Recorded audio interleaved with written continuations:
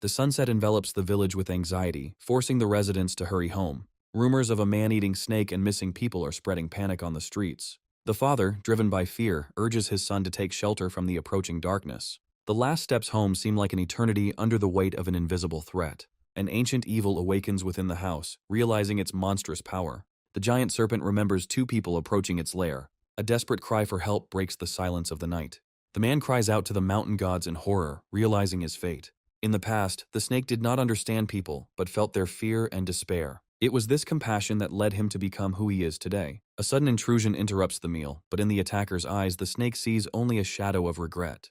10 years of care turn to fury when the creator demanded the return of his creation. Memories of innocent affection are mixed with the bitter realization of betrayal. The past comes crashing down on him, and the snake realizes that he has always been just prey for the clan of monks. The first battle made him realize not only his own strength, but also the boundless cruelty of people. The world turns out to be more complex than it seemed, as monks constantly perfect their deadly skills. Each new level of power turns a person into something divine and terrifying. Realizing the threat, the snake decides to go into hiding, since open confrontation with the monks is tantamount to death. A cunning plan is born in his mind, to turn an entire village into his personal farm. Looking at an old drawing, he decides that he needs his own name first. Inspired by an ancient legend, the snake chooses the name Shu Xian, forever linking itself to the fate of people. At night, he finds the perfect place for his undertaking, the sleepy village of Chenjia, unaware of the coming nightmare. The first target is the pig pen, easy prey to satisfy the age-old hunger. He playfully swallows one piglet after another, enjoying the defenselessness of his food. But true hunger demands more, and now the sow disappears into his insatiable mouth. Well-fed and contented, he momentarily forgets his monstrous nature, embarrassed by his own greed. Deciding to rest before leaving, he falls asleep, unaware that his recklessness will cost him his peace of mind. An hour later, his sleep is interrupted by angry cries. Now the whole village knows about the uninvited guest. The humans are close now, and their fury is almost physically palpable, forcing the serpent to act quickly. Escaping from pursuit, he soars upward, realizing that people are much more dangerous than he assumed. From his hiding place, the snake watches the brutal scene, not realizing who the real victim is. Even an innocent piglet senses that the man lying on the ground is a source of pure evil.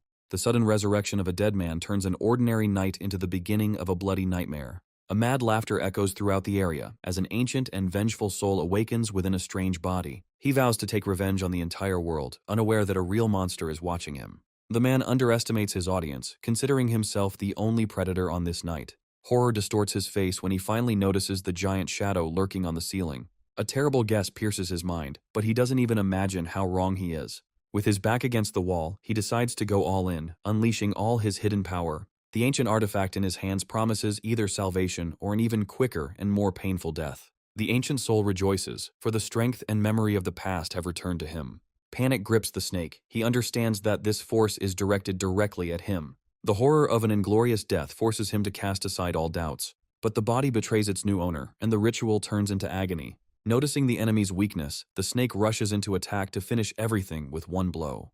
An invisible blow knocks him back, reminding him that the enemy is still dangerous. Realizing that the battle is lost, he decides to run away, saving his life.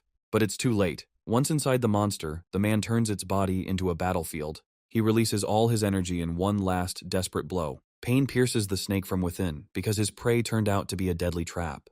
Within the serpent, he finds the source of its power, the demonic core, the key to ultimate victory. A desperate plea for mercy is drowned out by his determination to destroy the monster once and for all. The snake's body is torn apart from the inside, proving that the most dangerous poison is human malice. Paralyzed and dying, he realizes that his short life has come to a brutal end. With the last breath comes regret, the bitter realization of a fatal mistake that can no longer be corrected. Drunk with newfound power, the man celebrates victory, enjoying the agony of his enemy. But an ancient artifact suddenly goes out of control, ruining his triumphant plans. The commands no longer work, and the vessel that gave him power is now becoming a threat itself. In one moment he loses everything, his strength goes away, and with it the hope of salvation. The dragon spirit he summoned turns against its master, absorbing the serpent's demonic power. Horror contorts his face as the summoned spirit chooses the monster's side. The dragon, having absorbed demonic blood, turns its rage against its creator. A beam of divine energy falls upon a man who has become a pawn in someone else's game. The monk's life turns to dust, taking with it all his ambitions and anger. Looking at the fading spirit of the dragon, the snake feels for the first time not only pain, but also a strange connection. Time heals wounds, and now yesterday's predator is peacefully dozing, surrounded by its prey. A sudden bite from a piglet brings him back to a reality full of absurd irony. Empty threats fall from his fangs, for now he is more irritated than dangerous. He cannot understand how he survived the fatal blow, since his core was destroyed. The memory of a broken heart flashes in his mind, hinting at the secret of his rebirth. He remembers how he lost the core, the heart of his demonic essence. But in spite of everything, he is alive, and this mystery makes him shudder with horror and curiosity. The answer lies within his own body, where an alien light now glows. This is not just light, but the mind of a defeated enemy that has become a part of himself. Along with reason, he receives divine vision, seeing the world through and through, like a true monk. The new power grants him unprecedented agility, turning hunting and survival into a simple game. His head now contains a whole universe of alien knowledge, secrets, and memories. For the first time in his life, he gains clarity of thought, going beyond simple instinct. Imitating his enemy, he decides to embark on the path of self-improvement. Now he is his own master, because he has the power to launch a new core and begin evolution. In an instant, the body is filled with energy, giving it a second birth. Doubts gnaw at him, because contrary to logic, a new life has begun to emerge within him. Even monsters need rest, for only in sleep is true strength born. Before leaving, he leaves the piglets a playful reminder of who's boss. New knowledge opens the path of cultivation for him, turning the monster into an adept. The world turns out to be full of people just like him, and everyone has their own path to the top.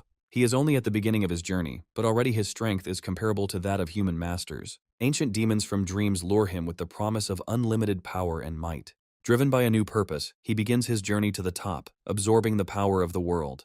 But great power also has unexpected side effects that change him inside and out. Having shed his old skin, he was reborn, becoming many times stronger than before. The new form frightened and delighted him, because now he was a real predator. However, evolution also brought disappointment, turning the giant into a comically small snake. What he lost in size, he made up for in speed and deadly agility. The new core pulsates inside, threatening to tear it apart from the excess energy. The path to the top requires sacrifice, and for further growth it needs fresh blood. The smell of wild boar makes him hungry, promising easy and satisfying prey. He assesses his opponent with a cool head, realizing that his own strength is much greater. Confident in his superiority, he begins to prepare for the fatal blow. Holding his breath, he waits for the perfect moment to turn the hunter into the hunted. Every centimeter closer to the prey makes the blood run cold. Suddenly, the victim turns around, and a primal rage burns in her eyes. Fear grips him, because this beast turns out to be much more terrible than any man. In desperation, he unleashes a new power, turning the earth into a deadly storm. A hail of stones falls on the boar, turning it into a bloody mess. He can't believe that, with one thought, he turned the mighty beast into dust. But the enemy turned out to be tenacious, and it was necessary to deal the final, decisive blow. The victory came at a high price, and he breathes a sigh of relief after nearly becoming a victim. However, the feeling of danger does not go away, because a whole flock could be hiding somewhere nearby. The first piece of meat awakens something new in him, because this food gives not only satiety, but also strength. Surprise turns to disgust when he realizes he has swallowed something foreign.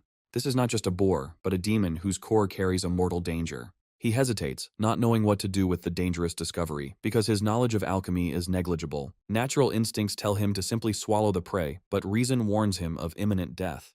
Remembering his unique nature, he decides to take a risk and trust his animal instincts. Gathering all his will into a fist, he decides to take a desperate step, ready for any outcome. Swallowing the core proves incredibly difficult, but it's too late to retreat.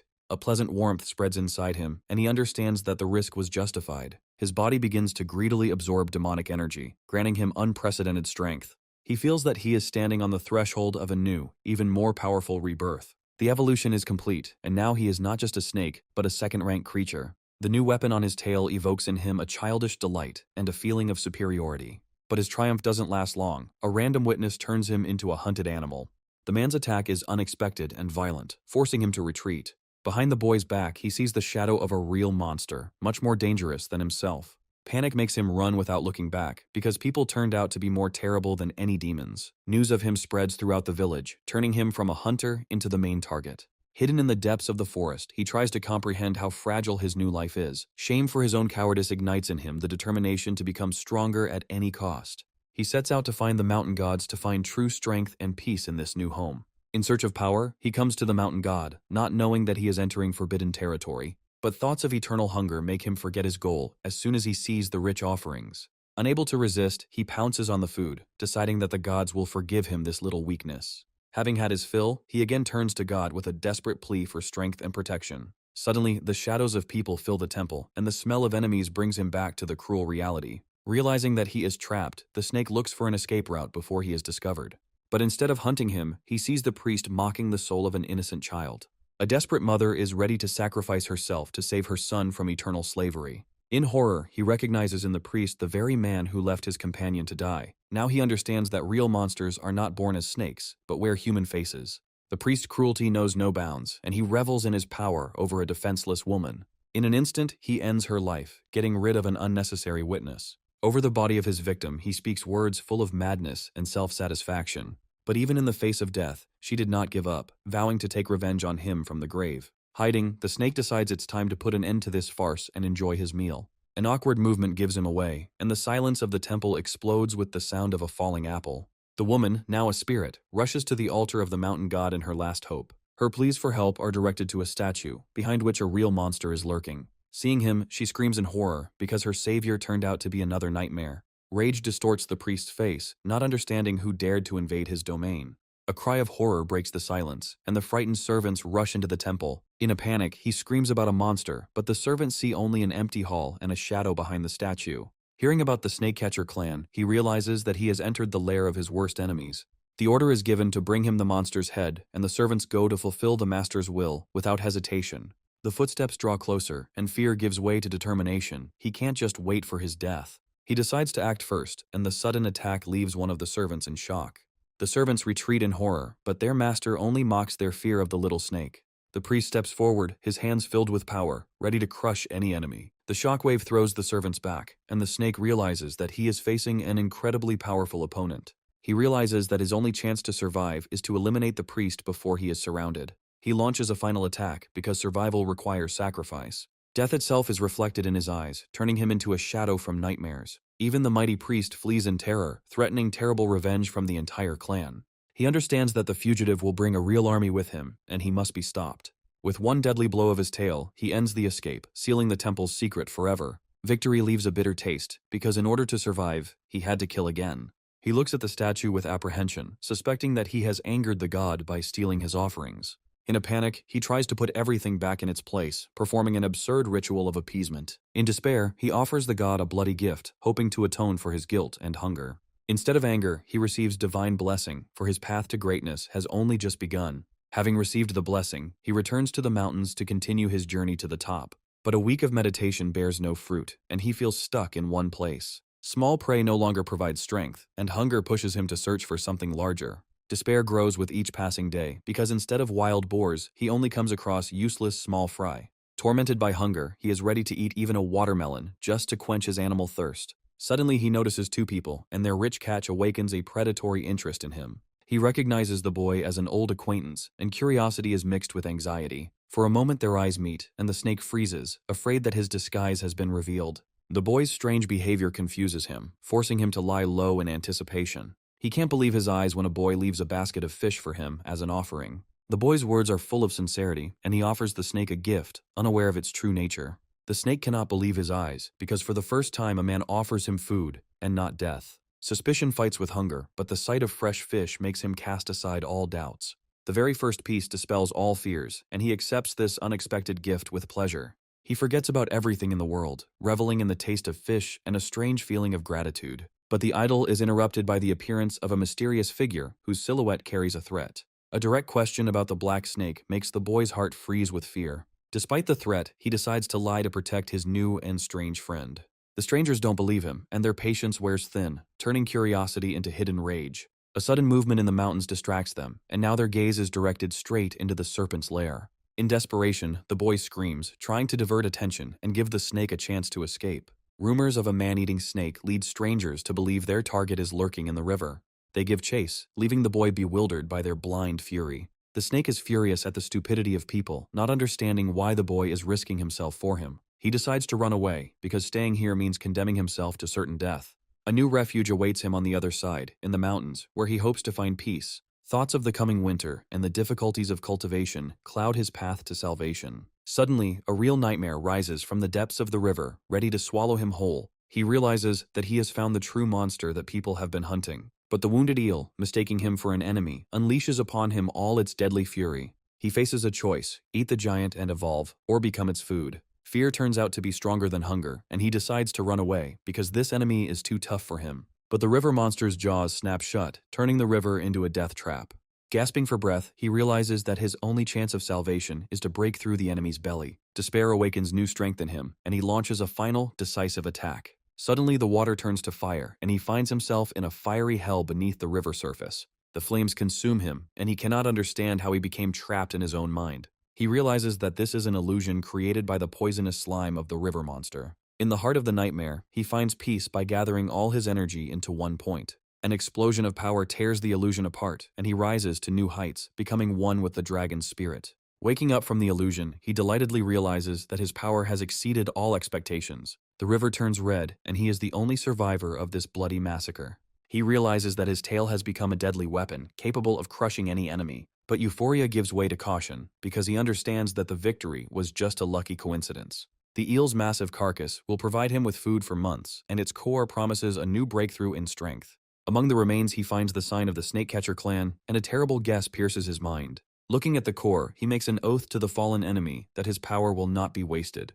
But swallowing the core proves to be no easy task, and his ambitions collide with harsh reality. Loaded with loot, he heads into the mountains to absorb the new power in solitude. Meanwhile, his enemies pick up the trail, and now they know how he managed to slip away. The truth is revealed, but this only fuels their insatiable thirst for pursuit.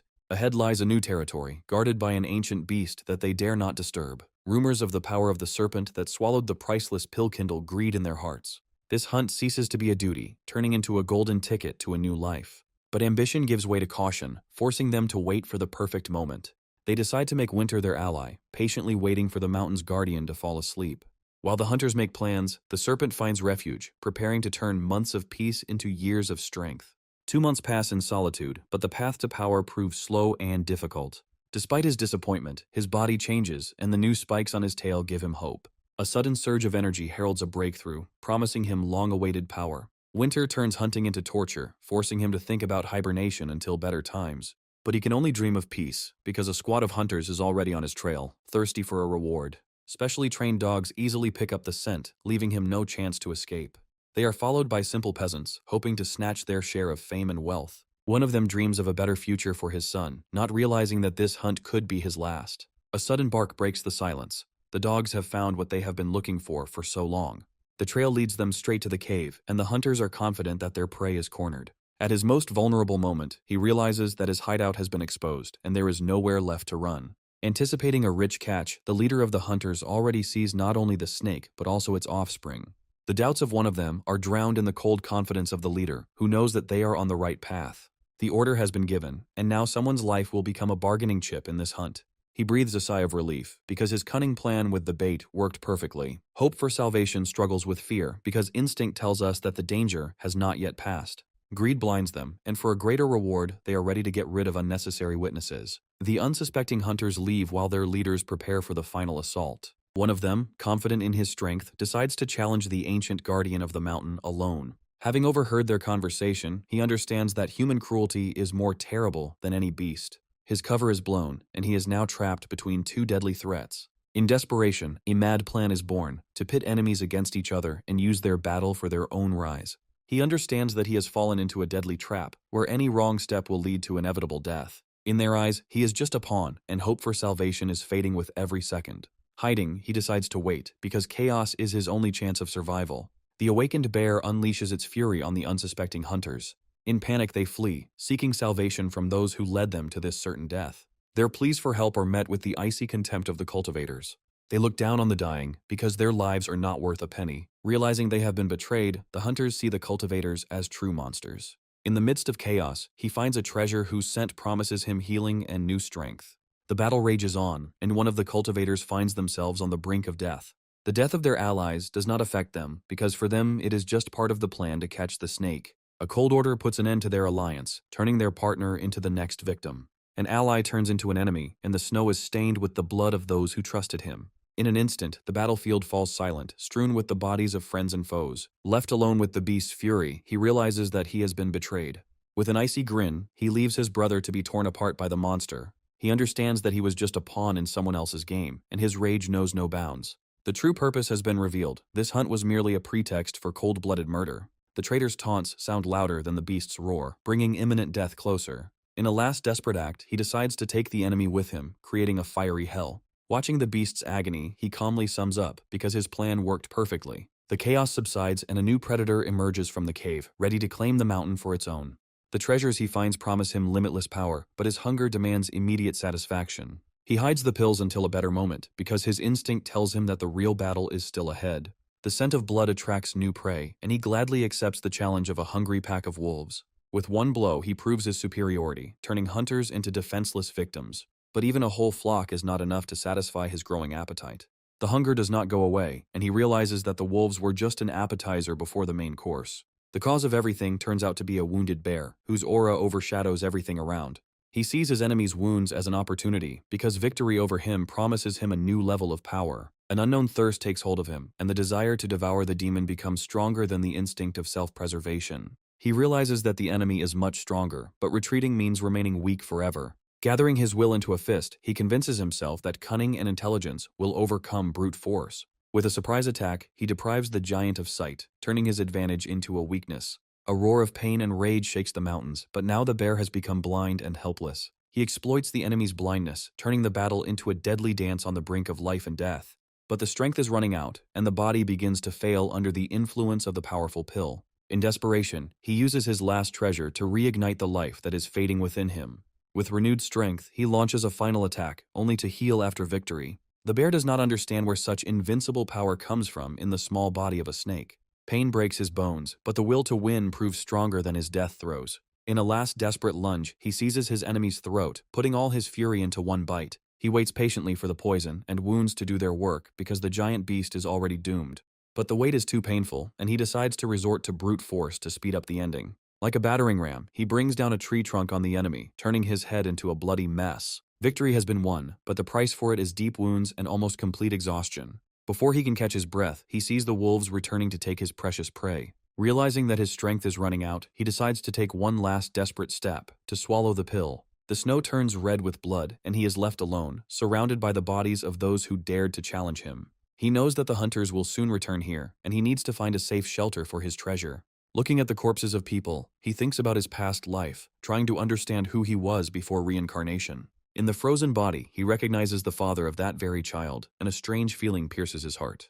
The devotion of dogs who remain with their owner until their last breath seems incomprehensible to him. He does not understand this sacrifice, because in his world only the strongest survives. Through snow and pain he drags his prey, because in this battle, the most insidious one has won. Having found the perfect refuge, he prepares to transform the enemy's flesh into his new power. But the very first piece of meat awakens not only his hunger, but also the ancient artifact. A familiar energy fills him, and he realizes that his path to power is accelerating. Breaking through to the third rank grants him not only strength, but also a new, deadly weapon on his tail. Dreams of unlimited power intoxicate him, and he already sees himself as the invincible king of the mountain.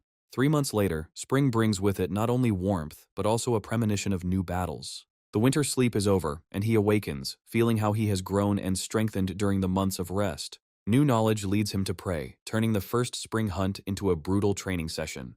Like a shadow, he overtakes his victim, proving that his power has not faded, but was only biding its time. Suddenly, a strange wisdom awakens within him, forcing him to spare the female for the sake of future balance. He realizes that to hunt forever, he must become a keeper, not a mindless destroyer. The mountain becomes his personal possession, and he enthusiastically counts his living treasures. But simple survival no longer entices him, for his soul yearns for true power. Memories of past battles call him back to the people, promising new challenges and strength. Spring awakens not only hunger, but also ancient instincts, becoming a new challenge. His new will is immediately tested when nature tries to take over reason. With cold pride he rejects her, for his path to power does not tolerate inferior beings. He understands that cultivation has changed him forever, ridding him of his primitive instincts. Deep in the cave, he finds his true goal, an ancient tree that grants power. The memories of another snake ignite in him greed and hope for an unprecedented breakthrough.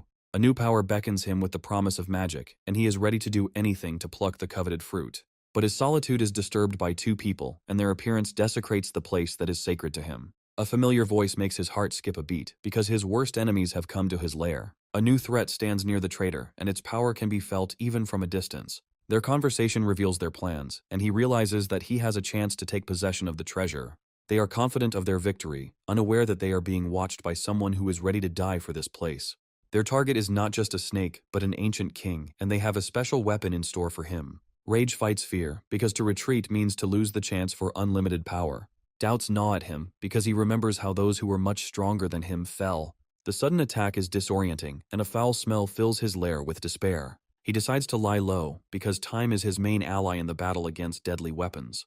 They are confident of their victory, because instinct tells them that their victim will not miss their chance. The true king emerges from the shadows, ready to defend his legacy to his last breath. He understands that he was just a pawn in their game, and all their words were lies. The mystery of his past deepens, but now there's more at stake. His sudden glance makes him freeze, as he realizes that his cover has been blown. From the depths emerges the true king, his gaze filled with wisdom and ancient fury. He realizes that he was only an imposter, and the real ruler was hiding in the shadows all this time. The Battle of the Titans begins, and he watches in horror as two invincible forces clash.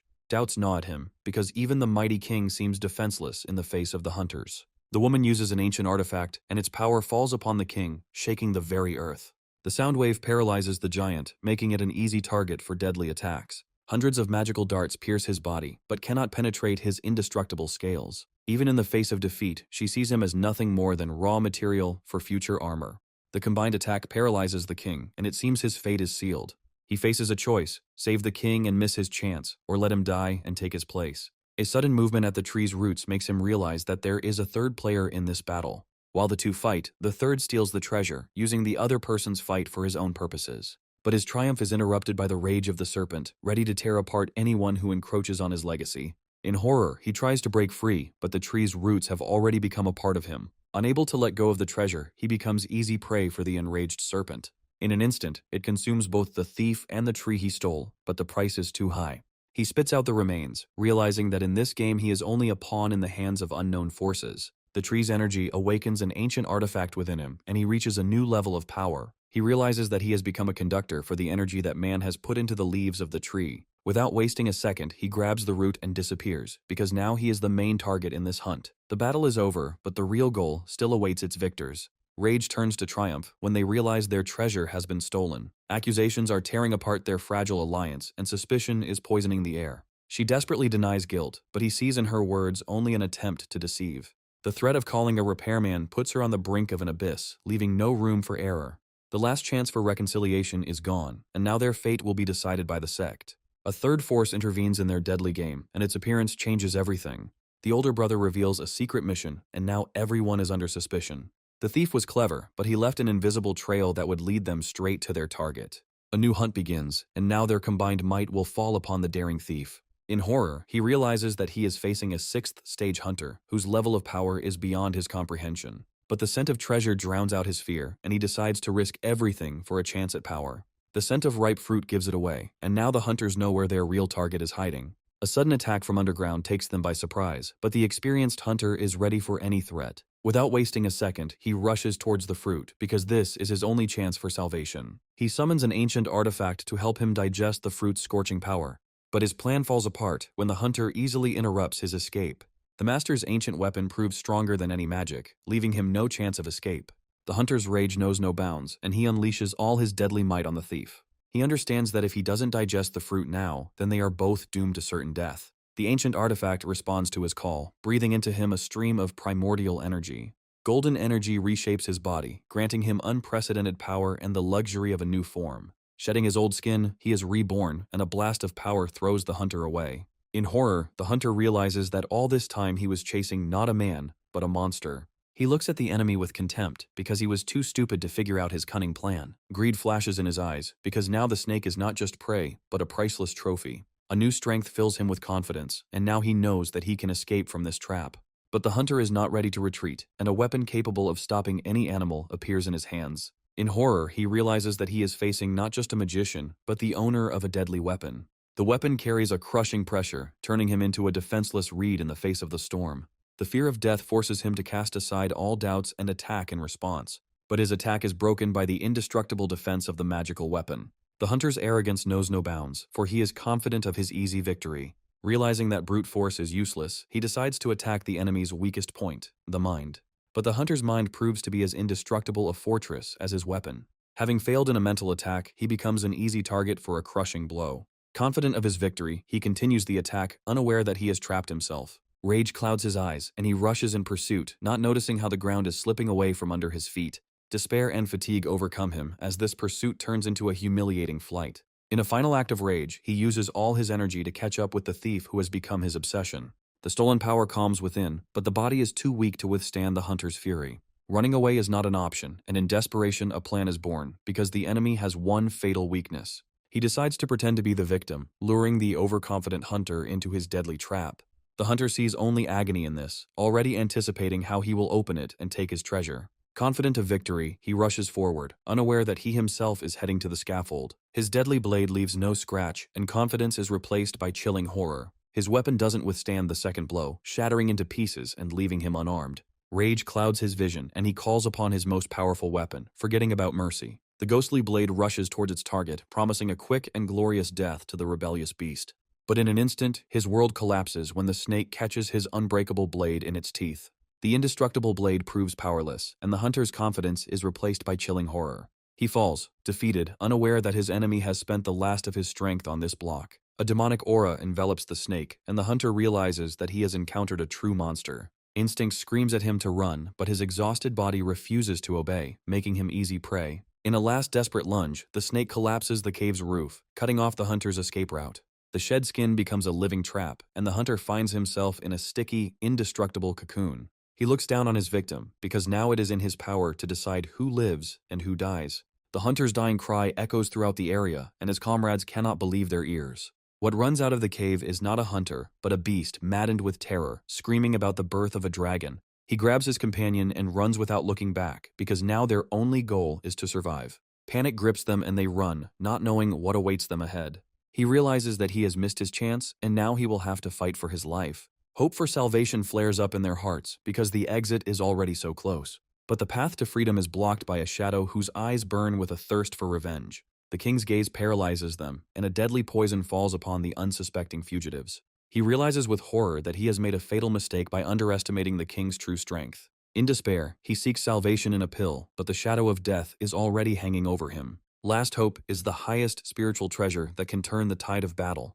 But even his speed cannot compare to the fury of the king, ready to tear him to pieces. In a last desperate effort, he tears out his own thorn, turning it into a golden spear. The golden spear pierces the flesh, cutting short the hunter's life and arrogance. The final blow proves fatal, and the hunter's world shatters into pieces. The enemy is defeated, but instinct tells you to cover up all traces of your crime. He destroys the body with bitterness, regretting the lost thorn that became the price of survival. Hunger drowns out all thoughts, and he decides that the flesh of the enemy is the best medicine for wounds. In the enemy's bag, he finds something more than just a trophy, a key to new knowledge. A mysterious whisper from the depths of his consciousness awakens long-forgotten nightmares in him. The dying king becomes a catalyst, and the fragments of his past life begin to come together to form a coherent picture. Memories take him back to the past, where he was just one of many thirsting for power. The tragic battle for the tree's fruit awakens in him the memory of blood, death, and the first step towards rebirth. A loud sound made everyone freeze, and the old king appeared to put an end to the battle. In a final act of mercy, he gives him the fruit, and this gift changes his destiny forever.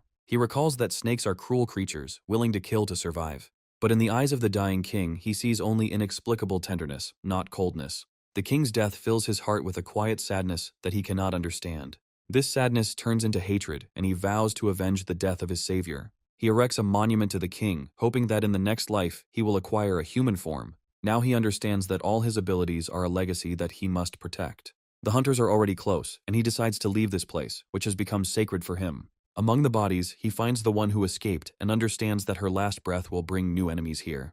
He decides to leave the dangerous place, but the woman's body seems suspicious to him. Greed overcomes fear, and he decides to search her for valuables. Memories of the traitor make him think about the real puppeteer. A snake suddenly appears, interrupting his thoughts, but behaves too strangely. The trap snaps shut, and he realizes that he has become a pawn in someone else's deadly game. Hiding, the real enemy revels in his victory and vows to avenge his family. He desecrates the graves of the fallen, and his hatred knows no bounds. His true goal is not just revenge, but the complete destruction of the clan and its followers. To carry out his plan, he stages a whole performance, turning himself into a victim. Half an hour later, reinforcements arrive, and now the trap is ready to snap shut. Victory for some turns into defeat for others, and the mentor's rage knows no bounds. The clan leader is angry because the loss of 2 students is a blow to his reputation and power. Meanwhile, the snake returns to its shelter, confident that it is now safe.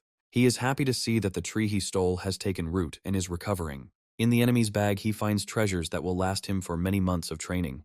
But the real treasure turns out to be a book full of ancient and deadly techniques. He finds in it a description of a technique that can turn his body into a living flame. Ancient knowledge opens his eyes to his true potential, because even when weak, he can become invincible. The book teaches him to control the 5 elements, transforming him from a simple snake into a true magician. A month of training turns him into a deadly weapon, and his body becomes stronger and more dangerous. The new spikes give him speed that ordinary hunters can only dream of. Hunger after training pushes him to search for easy prey to test his new strength. The very first use of fire technique proves that he has become more deadly than any hunter. The tracks of wolves disturb his peace, but he does not see them as a worthy opponent. Suddenly, a moonwolf emerges from the shadows, and its aura tells us that it is not just a beast, but a real monster. He accepts the challenge, and his magical weapon is ready to subdue even the Lord of the Wolves. An unbreakable grip binds the wolf, and his rage is shattered by boundless strength. In short, he brings the mighty beast to its knees, proving who is the real king here. The defeated enemy becomes his first pawn in the game for power over this mountain. He realizes that true strength lies not in killing, but in submission, and finds a new, more brutal way to train. Riding on his new servant, he sets out in pursuit of power over the entire mountain. A new world opens up before him, full of easy prey and limitless possibilities. His solitude is interrupted by a mysterious white snake whose scent seems vaguely familiar. He sees her as only a weak creature, unaware of her true nature and connection with him. A strange sense of duty compels him to take her under his protection, despite her wildness. The wolf's roar frightens her, and he attacks his servant with fury, defending his find. He offers the wolf a deal, promising freedom in exchange for unquestioning obedience. From that day on, the wolf becomes his eyes and ears, patrolling the mountain in search of enemies. He gives his old lair to the white snake, turning it into a new sacred abode. He decides to train her to become a loyal guardian of the tree, not knowing who he is actually taming. Far from the lair, the chase continues, as the survivor was unable to describe the true horror. Rumors of a dragon embryo sow doubt, as even the strongest cannot believe such a thing. An ancient artifact shows the way, and now there is no escape from the ruthless hunters. The order has been given, and now the entire mountain turns into a death trap for one serpent. In the misty forest, he senses the energy of the snake, but does not know that it is just bait. A sudden attack interrupts his search, and he finds himself surrounded by ghostly wolves. The scent of dragon and snake mingles, and he realizes he has encountered an unprecedented monster. He easily defeats the Wolf Lord, as his own power is fueled by darkness. A bolt of lightning strikes the flock, turning the forest clearing into ashes. The wounded animal tries to escape, but no one has ever escaped this hunter alive.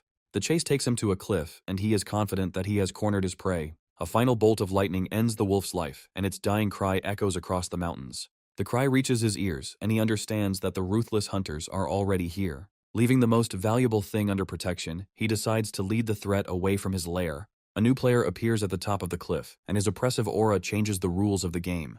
The hunter decides to deal with the bait first, not knowing that his mentor is already close. The sudden flight confuses him, forcing him to act more cautiously and expect a catch. The hunter's cunning plan seems like child's play to him because he is confident of his crushing superiority. He understands that this is not a youth in front of him, but an experienced warrior, and this means that there is nowhere to expect help from. Using his new power, he dives underground, turning the chase into a deadly game of cat and mouse. The hunter's rage knows no bounds, and he unleashes all his might on the fugitive. A blast of lightning shakes the earth, but he only grins, for his own magic is much stronger. He continues his chase underground, turning into a ghost that cannot be caught. His speed and cunning leave the hunter no chance of winning. Suddenly he turns around, and now the hunter becomes the hunted. In desperation, the hunter uses his most powerful technique, hoping to incinerate the insolent man. But he doesn't even think about dodging, because his true goal is not victory, but his brother's bag. He survives the explosion, protected by a mysterious artifact, and is ready to celebrate victory. But instead of a plea for mercy, he sees in the serpent's eyes only fiery rage and a thirst for revenge. He realizes that his defenses have weakened, and now he is left alone with the monster he himself created. A fiery flame falls upon the hunter, and his dying cry becomes a hymn of new strength. Victory brings him not only trophies, but also a faithful guardian for his new treasure. He looks down on his defeated enemy, as the hunter's naivety was the cause of his death. The cry for help goes unanswered, and the mentor arrives too late to save his student.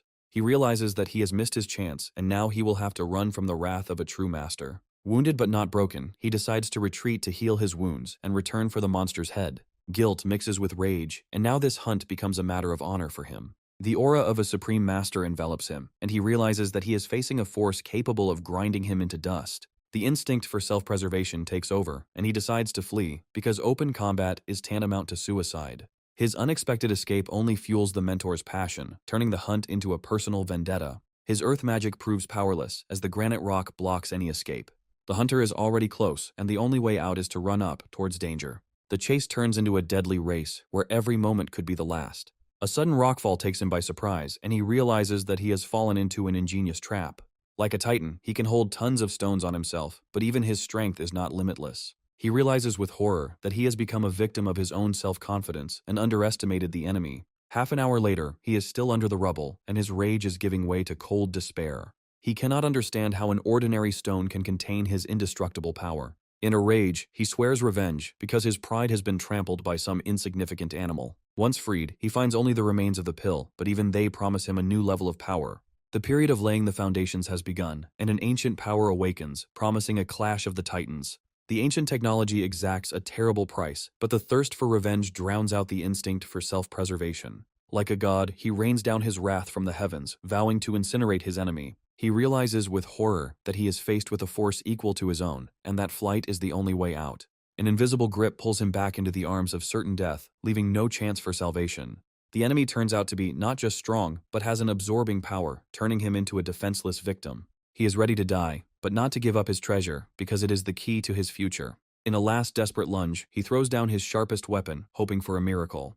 The enemy's confidence cracks when his impenetrable defense can no longer withstand the onslaught. In an instant, his world collapses as a golden spike pierces his barrier, bringing death with it. The water shield gives him a moment's respite, and he starts running again. He swims towards the temple, realizing that this is his only chance for salvation. The hunter corners him, confident that he won't escape this time.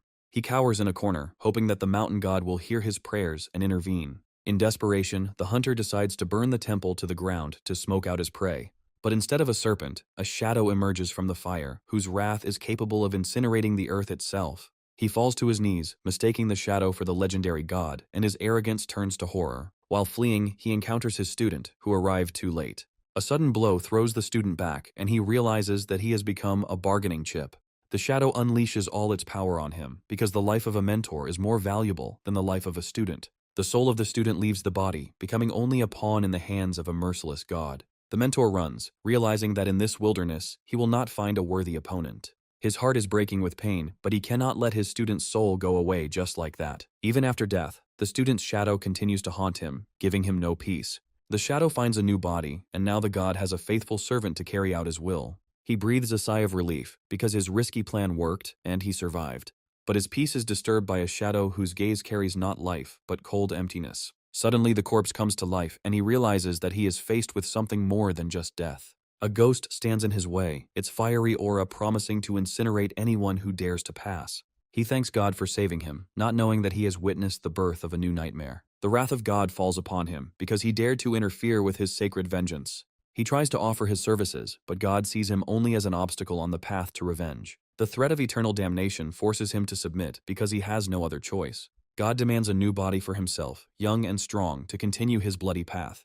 Without wasting a second, he sets out to search, because his own life depends on it. Meanwhile, the god's soul begins to fade, and he seeks a temporary refuge so as not to disappear. In despair, he enters the body of a mouse, but even in it he feels humiliated and insulted. He recalls how, 100 years ago, he hid in a statue, deceiving the great clans and absorbing their faith. The faith of the people gave him divine power, but everything changed with the appearance of one snake. Now his power is absorbed, and his soul is trapped in the body of a mouse, and he desires only one thing: revenge. He remembers how the serpent absorbed not only his power, but also the soul of the first god. All his years of preparation went down the drain when the serpent burned his statue and the desired body. Trapped in the body of a mouse, he vows revenge, his pride trampled and his strength lost.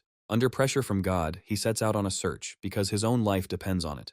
The very first discovery turns out to be useless, and despair begins to take hold of him. A sudden noise catches his attention, and he realizes he has found something unusual. He discovers a demonic dog digging up a grave, and his heart sinks in terror. The powerful energy emanating from the dog suggests that this is not just a beast, but a real monster. A perfect body emerges from the grave, young, strong, and ready to become a new vessel for the god.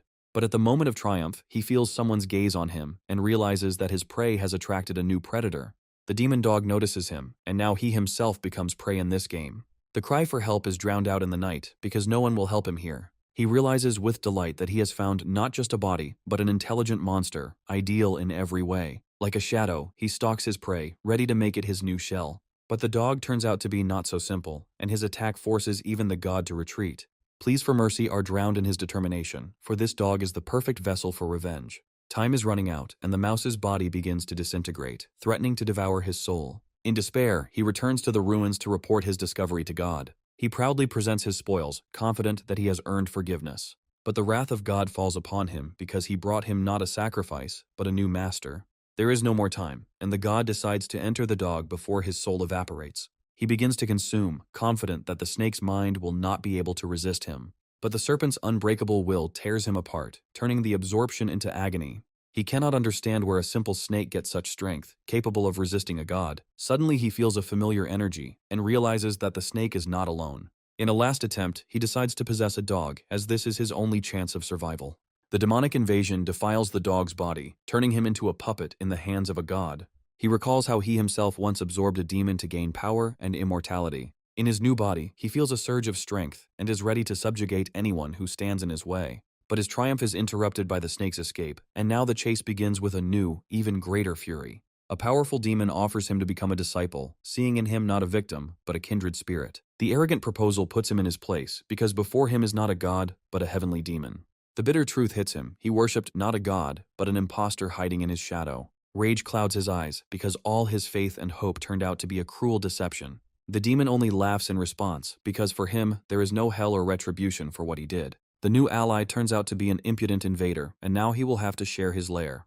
The demon's taunts hit the patient, and he decides to prove that he no longer needs protection. He understands that the demon is weak, and a cunning plan to use it is born in his head. His new servant proves his loyalty by bringing him his first tribute as a sign of respect. The servant's betrayal fuels his rage, as his authority and power are called into question. The wolf's insolence crosses all boundaries, desecrating a place sacred to him. A flash of rage proves who is the real master here, and who is just a servant. The demon teaches a harsh lesson, reminding that disobedience is punishable by pain. The demon's taunts touch a raw nerve, but the serpent is not ready to admit his defeat. Memories of past humiliation become the main weapon in the clutches of a cruel teacher.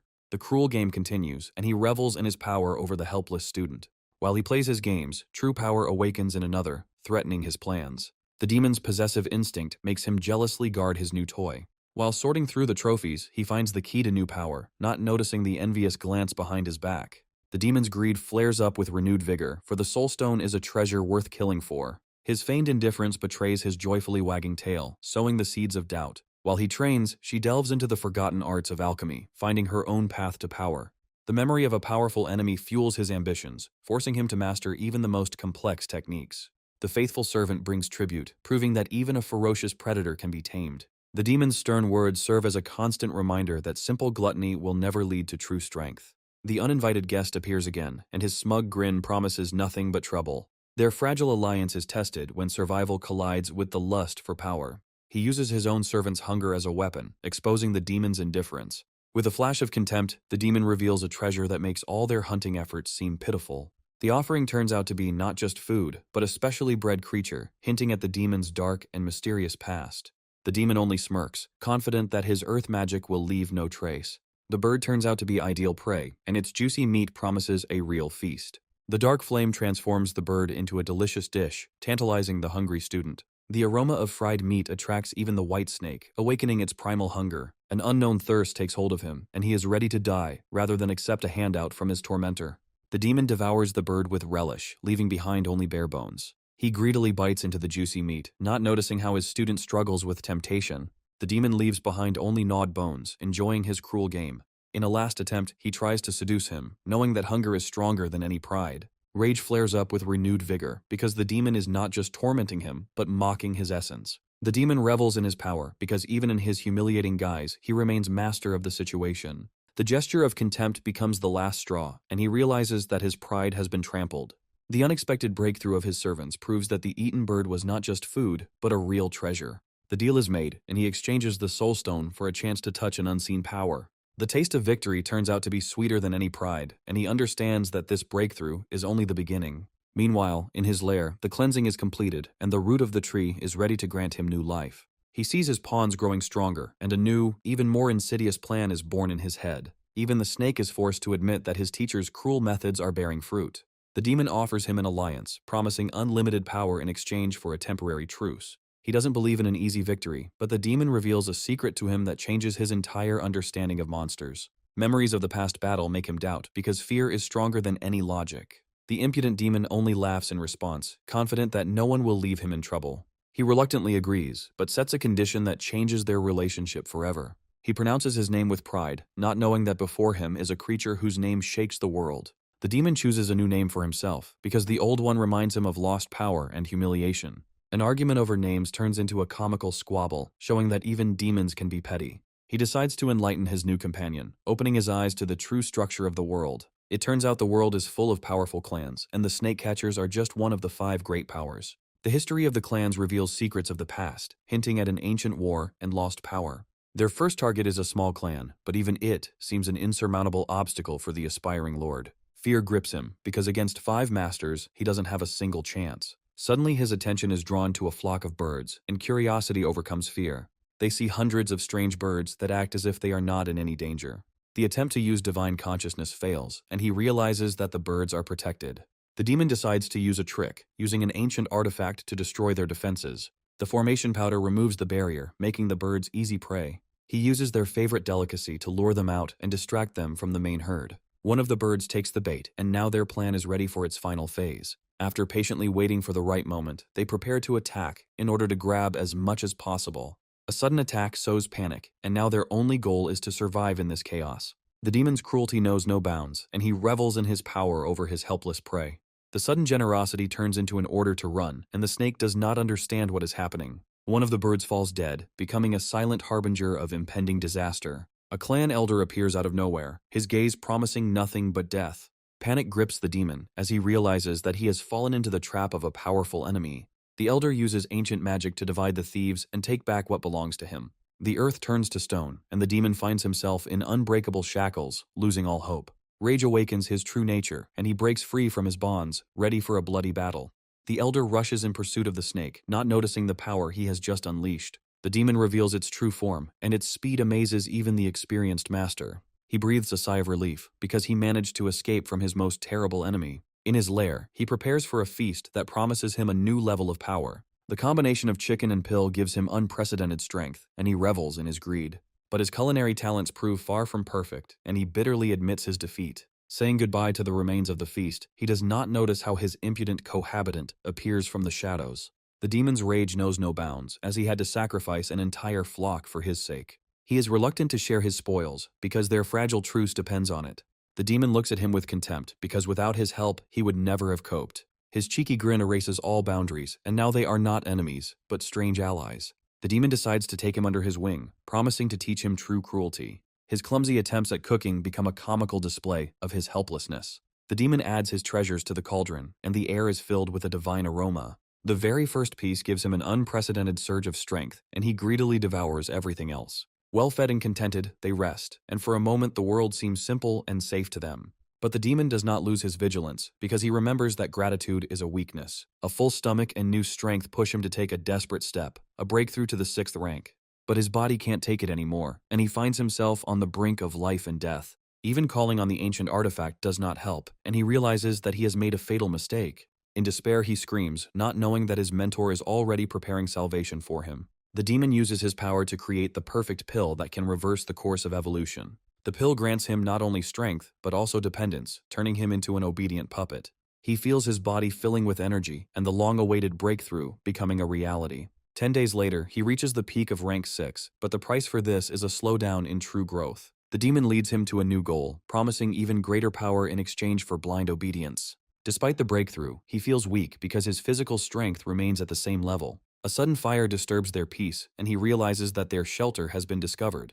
It's not just fire, but a magical flame sent to smoke them out of their lair. Rage clouds his eyes, and he throws himself into the fire, ready to defend his home to the last. He understands that this is his home, and no one dares to take away from him what he acquired with such difficulty. Meanwhile, the hunters watch from afar, confident that their fire trap will work perfectly. For the mentor, this mountain is just a training ground, and the student is a bargaining chip. Soon, a clan branch will open here, and this land will become their undivided possession. The exploration bears fruit, and now they know that this mountain is a true paradise for cultivators. In the fiery hell, he finds himself alone with his fear, and the demon abandons him. But the faithful servant returns, ready to die to save his new master. The weak water bullets are useless against the wall of fire, and hope begins to fade. Even a powerful stream of water cannot cope with the magical flame. He understands that this is just a drop in the ocean, and his powers are too small to stop this hell. Suddenly he realizes that the fire is not an accident, but part of a cunning plan. Now he knows that the hunters came not for him, but for the Valley of Snakes and its priceless treasures. They throw themselves into the fire, but the demon stops them, because recklessness is the path to death. Amidst the chaos, a new player emerges, his calmness betokening unprecedented strength. Even from a distance, the demon senses his presence, and for the first time, alarm can be heard in his voice. He realizes that he is up against someone who is equal to him in strength, and his excitement is ignited. Without wasting a second, he disappears underground to assess the new enemy from afar. The demon explains that there are clones that have power equal to that of the true body. Suddenly, the clone changes direction, and his gaze is directed straight at them. They realize that they have been spotted, and now they will have to either run or fight. Despite the danger, they remain because the talisman of stealth gives them false hope. But their camouflage proves useless, and now they are left alone with the enemy. With one blow, he destroys a mountain, and his power makes even a demon freeze in horror. The deception is revealed, and the demon realizes that his arrogance almost cost him his life. The clone disappears, and now the hunter is sure that there is no one else in the cave. He breathes a sigh of relief, but the demon is already making new, even more insidious plans. The demon's greed knows no bounds, and he is willing to risk everything for the treasures of a weak clone. He tries to awaken in the snake a thirst for revenge, because his house has been turned into ashes. The demon's cruel words hit the patient, but he only clenches his teeth harder. He admits his weakness, but his eyes burn with the determination to become stronger at any cost. The trophy bag becomes his only hope for quickly gaining power. He sends his servants to training, while he himself prepares for the decisive battle for his future. A new battle begins, and now fate rests on the shoulders of the weakest. Far away, a new hunter finds the perfect spot, unaware that it is already occupied. A faint trace of demonic energy betrays their presence, turning him into a predator. The first attack falls on an empty space, and he realizes that his prey is not so easy. Invisible chains reach out to the fugitive, but he slips away, leaving the hunter with nothing. Instead of a powerful serpent, he finds only a mangy dog, and his confidence begins to crack. He asks a question, not knowing that in front of him is not a servant, but the master of this forest himself. A sudden explosion takes him by surprise, and he realizes that he has underestimated his enemy. Too late, he realizes that he has fallen into an illusion, becoming a pawn in someone else's game. The real enemy emerges from the shadows, proving that his own confidence was the biggest illusion. With one blow, he rips off the clone's head, and his world is turned upside down. Victory seems too easy, and he does not believe that he was able to defeat such a strong enemy. But the clone's body does not disappear, but only crumbles into pieces, ready for a new rebirth. The clone's death turns out to be just a test, and he realizes with horror that his enemy is still alive. The defeated enemy only grins, because he has successfully passed the test of strength. But even in death, the clone proves dangerous, and its grip does not weaken for a second. He understands that the clones are just cannon fodder, and the real battle hasn't even begun yet. The demon only laughs in response, confident that even the weakest clone is no match for him. Suddenly, the clone comes to life and unleashes its fury on the unsuspecting demon. He understands that his enemy is not so simple, and that he still has many deadly surprises in his arsenal. In a desperate lunge, he grabs the clone, paralyzing it with a previously unseen technique. The fiery breath turns the enemy into ashes, and he revels in his crushing victory. The battle leaves the demon exhausted, but the thought of the treasure makes him forget the pain. A flash of rage is directed at the snake because it dared to touch his precious prey. The accusations destroy their fragile alliance because he understands that he was just a pawn in someone else's game. Arrogance clouds his vision, and he is confident that he can handle everything alone. The demon angrily reminds him that without his help, he would have been dead long ago. A fragile truce reigns around the fire, for they both know that the real enemy is already close. Fear proves stronger than pride, and he runs, leaving the demon alone to face the coming storm. Meanwhile, the true master meditates in his lair, unaware that a trap is already waiting for him. The death of the clone does not bring him peace, because now he knows that somewhere there is someone stronger than him. He understands that his enemy is not only strong, but also cunning enough to deceive even him. The order has been given, and now an entire army will set out to find the one who dared to challenge him. Meanwhile, they run without looking back, saving their lives from the wrath of powerful enemies. The long journey exhausts them, and they realize that it will take them a few more days to reach their destination. Fatigue takes its toll, and he is ready to give up, but the demon does not allow him to relax. They find temporary shelter, and the demon falls asleep, leaving him alone with his thoughts. Even on the run, he wastes no time, and his faithful servant brings him his last consolation. After a good night's sleep, he feels a surge of strength and is ready for new challenges on the path to power. But disappointment awaits him because he cannot open the bag sealed by someone else's will. In desperation, he tries to break the seal, but someone else's will proves stronger than his own. The demon only smirks, looking at his helpless attempts, because he knows that the bag is beyond his capabilities. He decides to use his most powerful weapon, but the demon stops him, afraid of damaging the treasure. A comical brawl breaks out, and now they are fighting not for their lives, but for the right to possess the bag. A week later, they finally reach their destination, exhausted by the long journey and constant arguing. They find temporary shelter, and the demon falls asleep, confident that his companion will not go anywhere. He takes advantage of the moment to begin training, as this land is ideal for cleansing. His new power allows him to dive into the ground to unprecedented depths, but the price for this is hellish pain. Through the pain, he feels his body become stronger, and the spikes on his tail become sharper and more dangerous. When he returns, he sees that the demon has prepared a feast for him, and this gesture becomes the first step towards a true union. The exhausted demon admits his defeat because he was unable to open the bag. The treasures turn out to be useless junk, and he is furious at his naivety. He refuses to share the spoils because there is nothing in it that could strengthen him. But the demon doesn't believe him, and their fragile alliance is once again on the verge of breaking apart. The unexpected appearance of a lizard interrupts their argument, and now they have a new problem. The demon only smirks because he had hidden the most valuable thing in advance to teach his student a lesson. He reveals his deception, but the snake sees this as just another mockery. The demon's sinister grin suggests that he knows something that can change everything. He talks about the ancient art of puppetry, which turns living beings into obedient dolls. This art is the key to defeating their common enemy, and now they are ready for the final battle. The ancient art of puppetry promises him unlimited power, because one owner is equal to 100 warriors. Dreams of an easy victory intoxicate him, and he already sees himself as an invincible puppet master. But harsh reality brings him back down to earth, because a long and dangerous journey lies ahead of them. Crossing the river proves to be an impossible task, as its depths are teeming with hungry monsters. The only chance of salvation is a steamship, and now they will have to face the most dangerous predator man. Hiding under his hat, he tries to pay the fare, but his invisible presence only arouses suspicion. The gem becomes their ticket on board, but its light attracts greedy glances. They become targets for bandits who are unaware of the fatal mistake they are making. Ridicule and threats rain down on him, because in the eyes of the bandits he is just a defenseless insect. In an instant, their laughter turns to screams of horror as an invisible force descends upon them. Their careless use of force attracts attention, and they are now the center of everyone's admiration. A familiar voice makes the demon wary, because he senses the approach of an old enemy. He recognizes the elder as the one who dared to steal his birds, and his heart fills with rage. Panic grips them, and the demon is ready to run, but the snake holds him in place. The elder's keen sense of smell notices something is wrong, but he cannot believe that this is not a human being. A strange energy attracts the girl's attention, and she realizes that she has already seen this man. The elder is approaching, and now they have no chance of salvation. He decides to go all in and talk to the elder, hoping for a miracle. Suddenly, the elder recognizes him, and the ice in his eyes is replaced by a warm smile. An unexpected invitation grants them salvation, and now they are honored guests on this ship. He doesn't believe in luck, but the demon explains that in the human world, pride is more important than memory. The danger has passed, but he understands that in this world one cannot relax for a second. The demon opens his eyes to the true stakes, where not lives, but entire states are at stake. The night city greets them with noise and bustle, and they seek refuge in this ant-hill. Like a master, he demands the best room and food, forgetting that he is only a guest here. The tavern is teeming with life, and every corner is steeped in stories, drunkenness, and brute force. A rich dinner promises them their first real feast in a long time. Under the cover of the hat lurk two hungry monsters, ready to devour everything in their path. They pounce on the food, and their animal appetites turn dinner into a real massacre. The taste of real food intoxicates him, and for the first time in a long time he feels alive. The demon only laughs, because in every dish he senses not only the taste, but also a hidden threat. But the student surpasses the teacher, noticing what escaped the demon's gaze. In this city of vice, there is no place for justice, and everyone is to blame for their own death.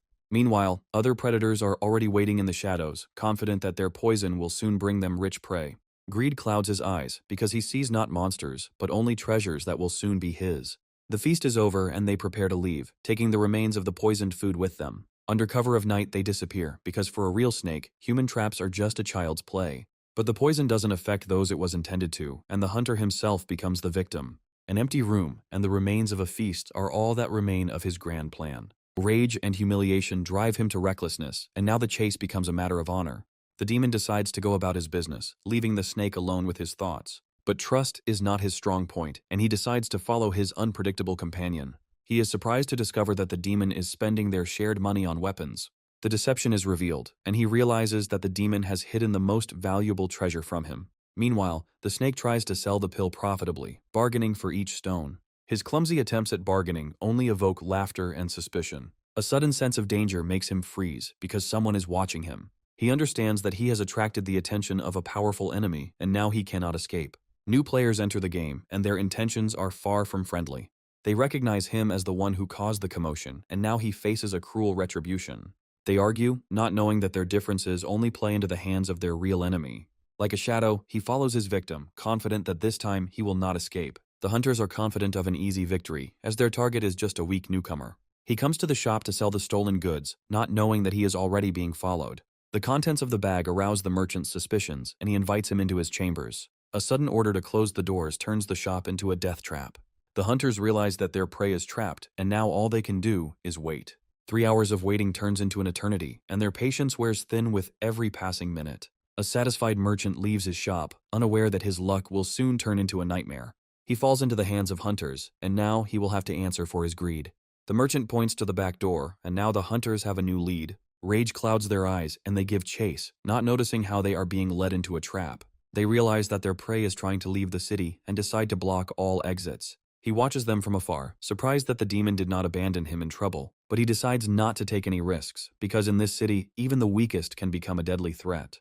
The hunters burst into the house, confident that they have cornered their prey. They feel his energy, but cannot find it, and their confidence is replaced by anxiety. They realize that he is hiding somewhere here and begin to search every corner. Polite words cannot hide their true intentions, and the air fills with tension. Patience runs out, and they draw their blades, ready for a bloody end. The first attack falls on the demon, and his rage knows no bounds. Hunters count their victims, not knowing that the real enemy has not even shown itself yet. The demon becomes bait, and now the hunters are sure that their target is a defenseless animal. The sudden appearance of the puppets takes them by surprise, and their confidence is replaced by horror.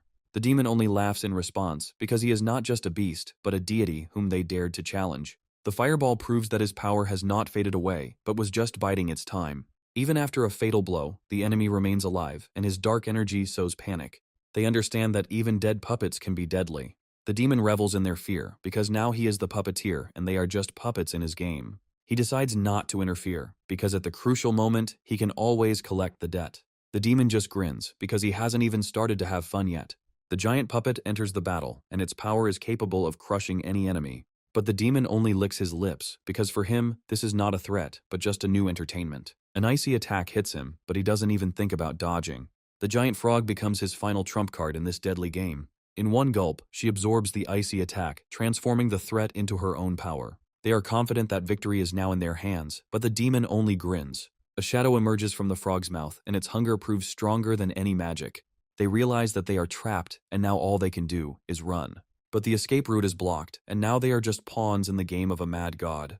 They rush into the attack, confident that their combined power is enough to crush any enemy. But the demon only grins, for his wind of bloody blade is capable of tearing apart reality itself. He revels in their fear, because for him this is not a battle, but only a feast. Their energy is suppressed, and now all that remains is to wait for them to collapse from exhaustion. The battle awakens in him a thirst for training, as he realizes how weak he is compared to the demon. The sudden appearance of a beggar catches his attention, and he feels a strange, familiar energy. The wounds on his body are identical to those of the hunters, and a terrible guess pierces his mind. The demon is introspective, not understanding why his victim is not resisting. Suddenly, he realizes that this was the true body he had been looking for so long. But what if this is just another puppet, and the real enemy is still lurking in the shadows? He understands that the enemy is somewhere nearby, and decides to give it his all, because there is nowhere to retreat. The death of the puppets and the appearance of a mysterious dog ruin all his plans, leaving him alone with the unknown. A firestorm descends upon him, but he meets it with icy calm, ready for any attack.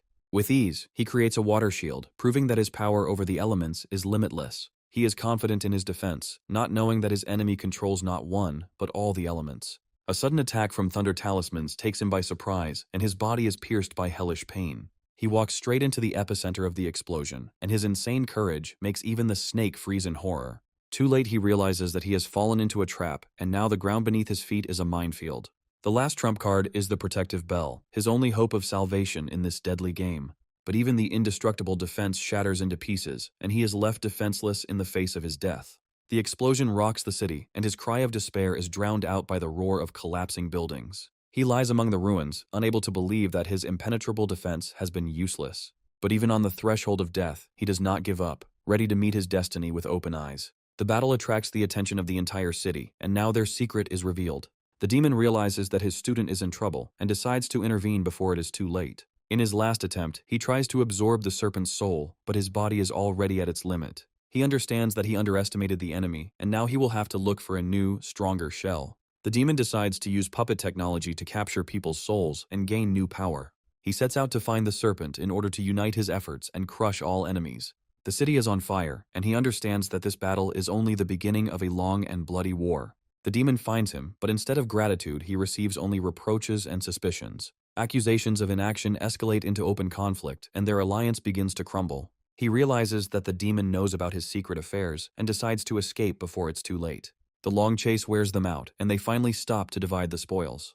The demon generously shares food, but his true goal is not gratitude, but spiritual stones. He tries to bargain for a better deal, but the demon sees right through him. A flash of rage gives way to curiosity, because the enemy's things may turn out to be useful. Among the junk he finds ancient artifacts, and his heart fills with greed. The demon promises to fix the broken artifact, but his true goal is to get everything.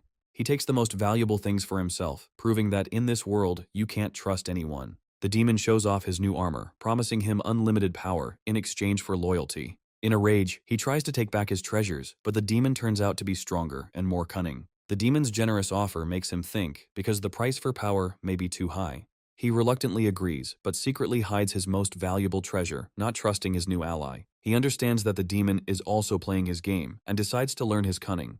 The demon leads him to a new place of power, promising him even greater power.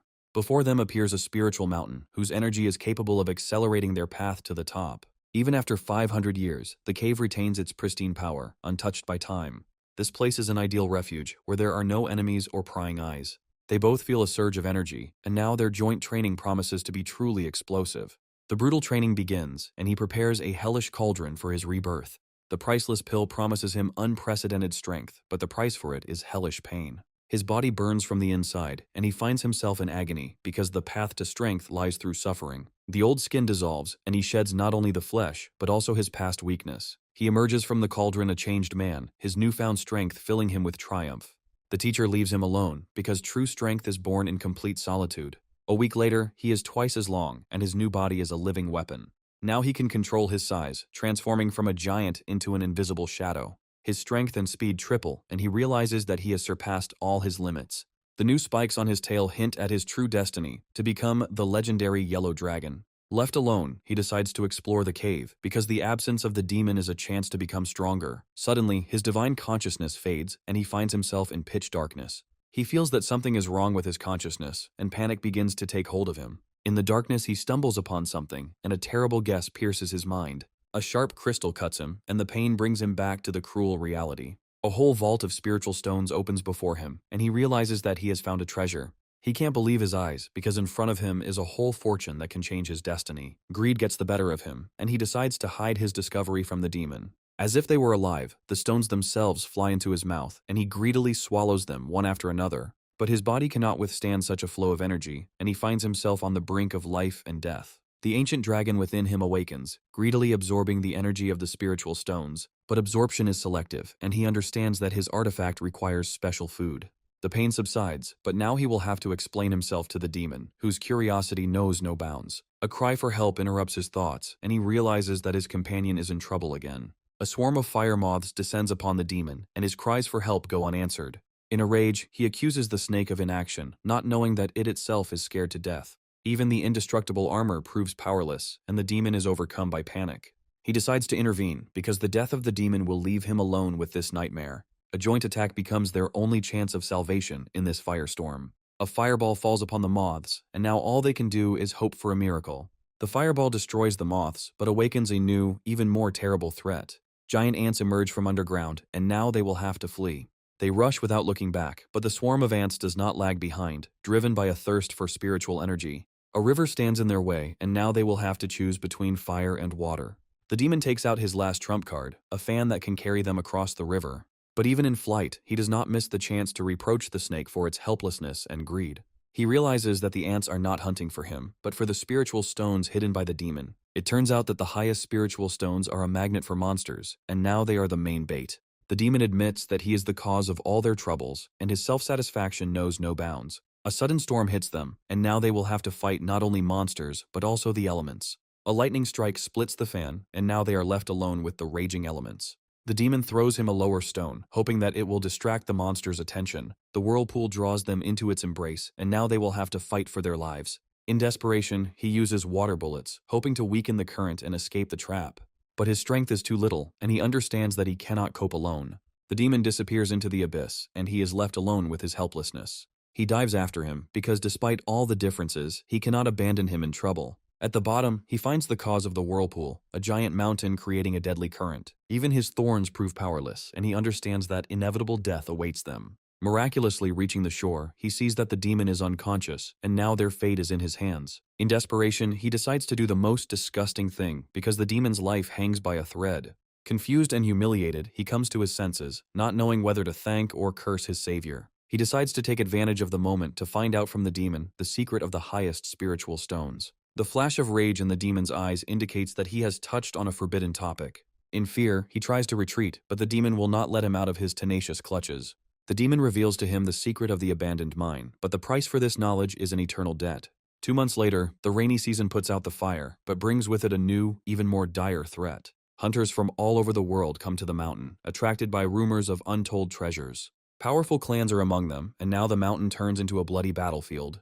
Rumors of the white snake are spreading throughout the area, and now it is the main target for all hunters. The new freedom intoxicates her, but deep down she feels that she has lost something more than just a chain. Hope for survival is mixed with determination, as their goal is to destroy the nest at any cost. The swamp is teeming with invisible dangers, and the fear of an ambush becomes almost tangible. There is something ancient lurking in the murky waters, and even a timid offer of help seems like a harbinger of trouble. Magic reveals the swamp's secret, but the hunter's patience only proves their deadly determination. The unexpected attack from the depths proves that the white snake has a powerful and fierce protector. The appearance of a wolf ruins all plans, and now the hunt turns into a battle for survival. They join forces, and the anticipation of victory mixes with the thirst for a bloody feast. Once they split up, they become twice as dangerous, because now their prey has nowhere to run. The earth rises up against him, and he realizes that the battle for survival has only just begun. 2 months of training transform him from a simple kite into a master of gravity. He hones his skills, and now even the most powerful techniques seem like child's play to him. The demon helps him improve the puppets, turning them into deadly weapons. With the help of his new servants, he sees everything, and now he is the undisputed king of this mountain. But the demon warns him about being overconfident, because his friends can become his weakness. The golden glow left by the demon becomes their only protection in this hostile world. A sudden attack interrupts their peace, and now they will have to fight for their lives. The hunter cannot penetrate the glow, and recognition and fear flash in his eyes. The wolf is bound in chains, and now he is just a helpless bait in the hands of cruel hunters. The anticipation of victory intoxicates them, but the golden glow instills an inexplicable anxiety in their hearts. The jade amulet is their last chance, and now all they can do is wait for the mentor to arrive. Greed overcomes fear, and they decide to take a risk, because glory will go to the one who kills the demons. They prepare for battle, confident that their mentor will appreciate their courage and resourcefulness. An hour later, the demon returns, exhausted by the chase and disappointed in his own strength. But instead of rest, a new threat awaits him, because the cave is already surrounded by enemies. He realizes that the golden glow will not save them, and decides to hide and wait for the battle. The puppets become his eyes, because in this darkness he can only trust himself. The hunters laugh, not knowing that their self-confidence will soon turn into a nightmare for them. The puppets' sudden attack causes panic, and now they are just defenseless victims. A fireball falls upon them, and now all they can do is beg for mercy. The petrification technique turns the ground into a deadly trap, but the enemy is too fast. He recognizes the Tiansui clan's technique, and his heart is filled with horror and bewilderment. The demon's return confirms their worst fears, and now they will have to fight for their lives. He tries to negotiate, but his words are drowned out by the roar of the approaching battle. The indestructible shield of the earth becomes his only hope for salvation in this chaos. He realizes that all the puppets are controlled from one place, and now his target is underground. Having exposed himself, he becomes an easy target, and now he will have to accept the fight. He sees in his enemy only a pitiful insect, not knowing what power he hides. A sudden attack from underground takes him by surprise, and he realizes that he has underestimated the enemy. The thirst for revenge clouds his eyes, and he unleashes all his deadly might on the serpent. His pathetic techniques only evoke laughter, and he realizes that he is facing a power of a different level. An invisible pressure crushes his defenses, and he finds himself defenseless in the face of the enemy. His arm shatters into pieces, and he realizes that he has underestimated the power of his opponent. The amulet is his last hope, and he prays that help will come in time. But instead of salvation, he sees before him a real monster, whose roar shakes the earth. A flash of lightning hits him, and his cry for help is drowned out by the roar of the explosion. The blast shakes the ground, and he realizes that the battle has only just begun. He comes to his senses, not believing that he survived, and realizes that he has once again attracted the wrong enemy. Among the ruins, he finds his fallen enemy, and a thought flashes through his mind. He decides to save his allies before it's too late because the real enemy hasn't arrived yet. A true enemy emerges from the shadows, and the rumors of the Black Serpent turn out to be true. The clan elder is burning with a thirst for revenge because he came not for glory, but for blood. He rushes into the attack, unwilling to forgive the death of his clansmen, and the battle begins. The order has been given, and now he is ready to personally teach the insolent man a lesson in mortal pain. The very first blow almost rips off his tail, and he realizes that he is facing a true master. His invincible compression technique proves that his toys are useless against brute force. In desperation, he tries to hide underground, but it is not so easy to escape from this enemy. A sandstorm hits him, and now he has nowhere to hide from the elder's wrath. The elements tear apart everything in their path, and he realizes that he is faced with a force capable of destroying mountains. He is left alone with an invincible enemy, and now all he can do is beg for mercy. The first technique hits him, and he dodges hundreds of deadly blades. He realizes that brute force is useless and decides to use the legacy of his dark mentor. A crushing blow tears the earth apart, leaving him no chance of escape. But he uses his own earth magic to hide from the wrath of a powerful enemy. A giant blade pierces the ground, and he barely manages to dodge the fatal blow. He understands that he cannot leave without permission, and decides to accept the fight. In a desperate lunge, he throws himself at the blade, and his fangs prove stronger than steel. Wounded and exhausted, he realizes he has only one, riskiest way left to win. He sees a crack in his blade, and his confidence is replaced by a chilling horror. Suddenly, his prey turns to ice and disappears, leaving him completely bewildered. Memories of past humiliation give him strength, and he rushes into the attack with renewed fury. He can't believe that some demon can move underground with such ease. But he was unlucky, because he encountered not a simple demon, but a future king. A deadly blade nearly pierces him, and he realizes that he has underestimated his enemy. Agility and cunning save his life, and he again escapes the blow. Even when wounded, he does not give up, because his reduced body gives him an advantage in speed. The wind amulet is his last hope, and he pours all his remaining strength into it. The sandstorm leaves him no chance, and he realizes that he is driven into a corner. In his last attempt, he uses the amulet of invisibility, but it doesn't help either. He dives 800 meters underground, and now all he can do is hope for a miracle. He understands that the only way to win is to become like his enemy. The elder finds him, and now he will have to fight a force greater than his own. He tries to understand the motives of his enemy, not knowing that he came not for him, but for his friends. He understands that the elder has come to save his animals, and a plan is born in his head. A flash of lightning illuminates the battlefield, and he decides to risk everything to save his allies. He starts the countdown, and now the snake has only 10 seconds to make his choice. In the confined space of the cave, he becomes a real nightmare, ready to tear anyone apart. The elder's strange counting confuses him, and he loses precious moments. At the last moment, he decides to take a desperate step, coming out of hiding and taking the blow himself. The elder unleashes all his power on him, and now his fate hangs in the balance. Finally, he finds his victim, confident that she cannot escape his all-seeing eye.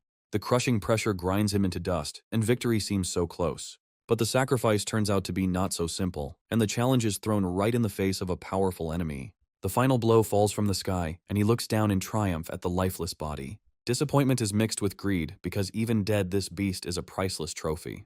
The scraping of metal on stone breaks his triumph, and a terrible thought pierces his mind. He understands that he was just a toy in the hands of a puppeteer, and that the real enemy is still laughing in the shadows. Golden spikes burst from the ground, and now he is a defenseless victim in this deadly game. The instinct of self-preservation forces him to erect an impenetrable wall. His best defenses are shattered, and he realizes that he has underestimated the true power of his enemy.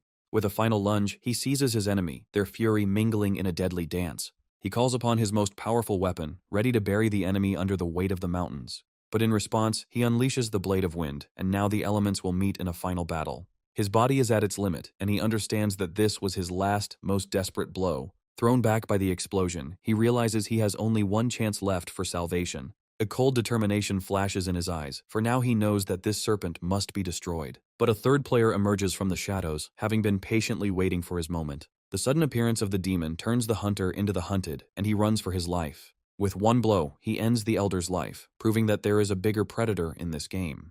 But victory gives birth to a new conflict, and now they will fight for the right to possess the body of the fallen enemy. His dying cry turns out to be a ruse, and he rises from the flames, ready for the final battle. The battle is over, and now that the enemy has been defeated, it is time for the bitter truth about the price of victory. To win, he had to sacrifice a part of himself, turning his own body into a death trap. Exhausted and broken, he is ready to give up, because the battle has taken from him not only his strength, but also his will to live.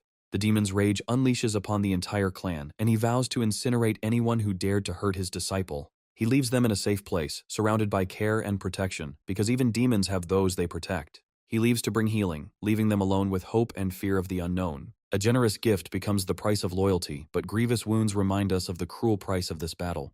He grants him not just healing, but the power to change his destiny and make him invincible. Leaving them with everything they need to survive, he leaves to start his own war. Revenge becomes his only goal, and he goes straight to the enemy's lair.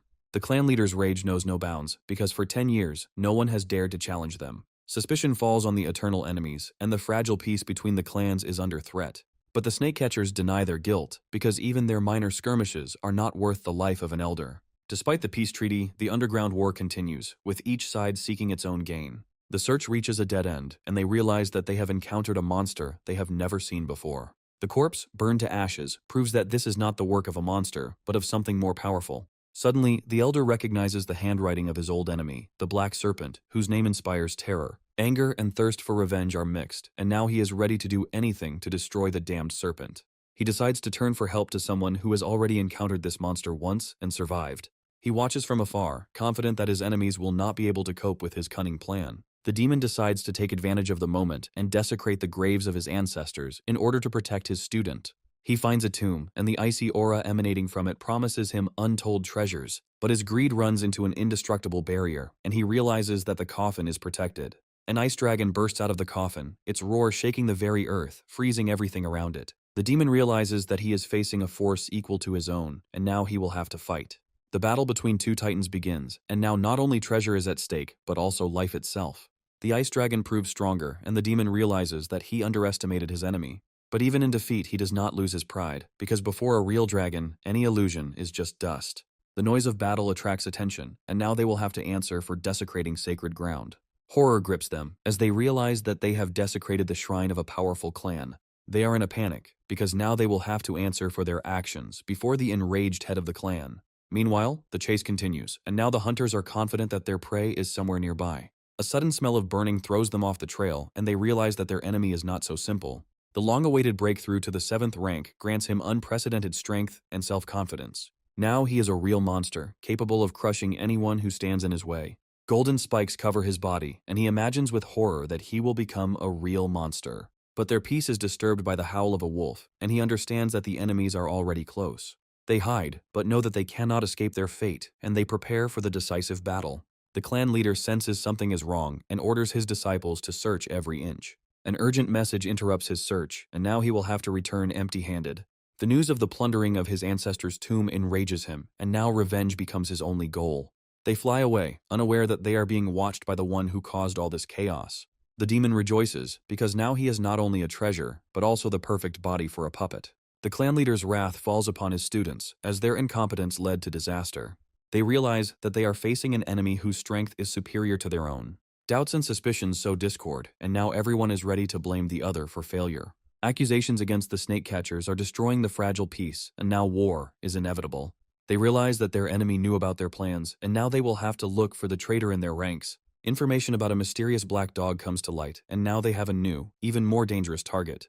The order has been given, and now the entire clan will rush to search for the demonic serpent and the black dog. The demon gathers his allies, ready to leave this place that has become a trap for them. He explains that he has distracted the enemies, and now they have a chance to escape. As proof, he throws him the trophy, and the snake realizes that he was just a pawn. They run without looking back, because the clan is already close, and now their fate hangs in the balance. The demon leads them to the Valley of Snakes, where they can replant the sacred trees. Gratitude overwhelms him, but he cannot understand why the demon is so kind to him. A generous gift becomes the price for loyalty, but the demon denies his merit. A sudden surge of gratitude makes him forget his pride and embrace his savior. Having divided the spoils, they prepare for the next stage, testing their spiritual roots. The white snake is the first to be tested, and its interest in elixirs becomes the key to its future. She passes the test with ease, and now her destiny is to become the greatest alchemist. Her body flashes with green light, and the demon realizes that he is looking at a real treasure. The spiritual tree root is a rare gift that every clan in this world dreams of. The Wolf Lord can't believe his luck, as they now have an endless supply of pills. The demon reveals another secret to him, and now he sees in the white snake not just an ally, but a future beauty. He gives her all his treasures, and this gesture becomes the first step towards their strange union. Confused and grateful, she doesn't know what to call him, and her innocent question leaves him stumped. The demon only laughs, for his words have already planted the seeds of the future he has been waiting for so long. Jealousy and embarrassment mix into a furious roar, and now their union becomes even more tangled. Confused, he tries to deny the obvious, but his heart has already made its choice. She accepts his name, and this gesture becomes the first step towards their shared future. The controversy over names continues, and now everyone wants to grab their piece of fame and recognition.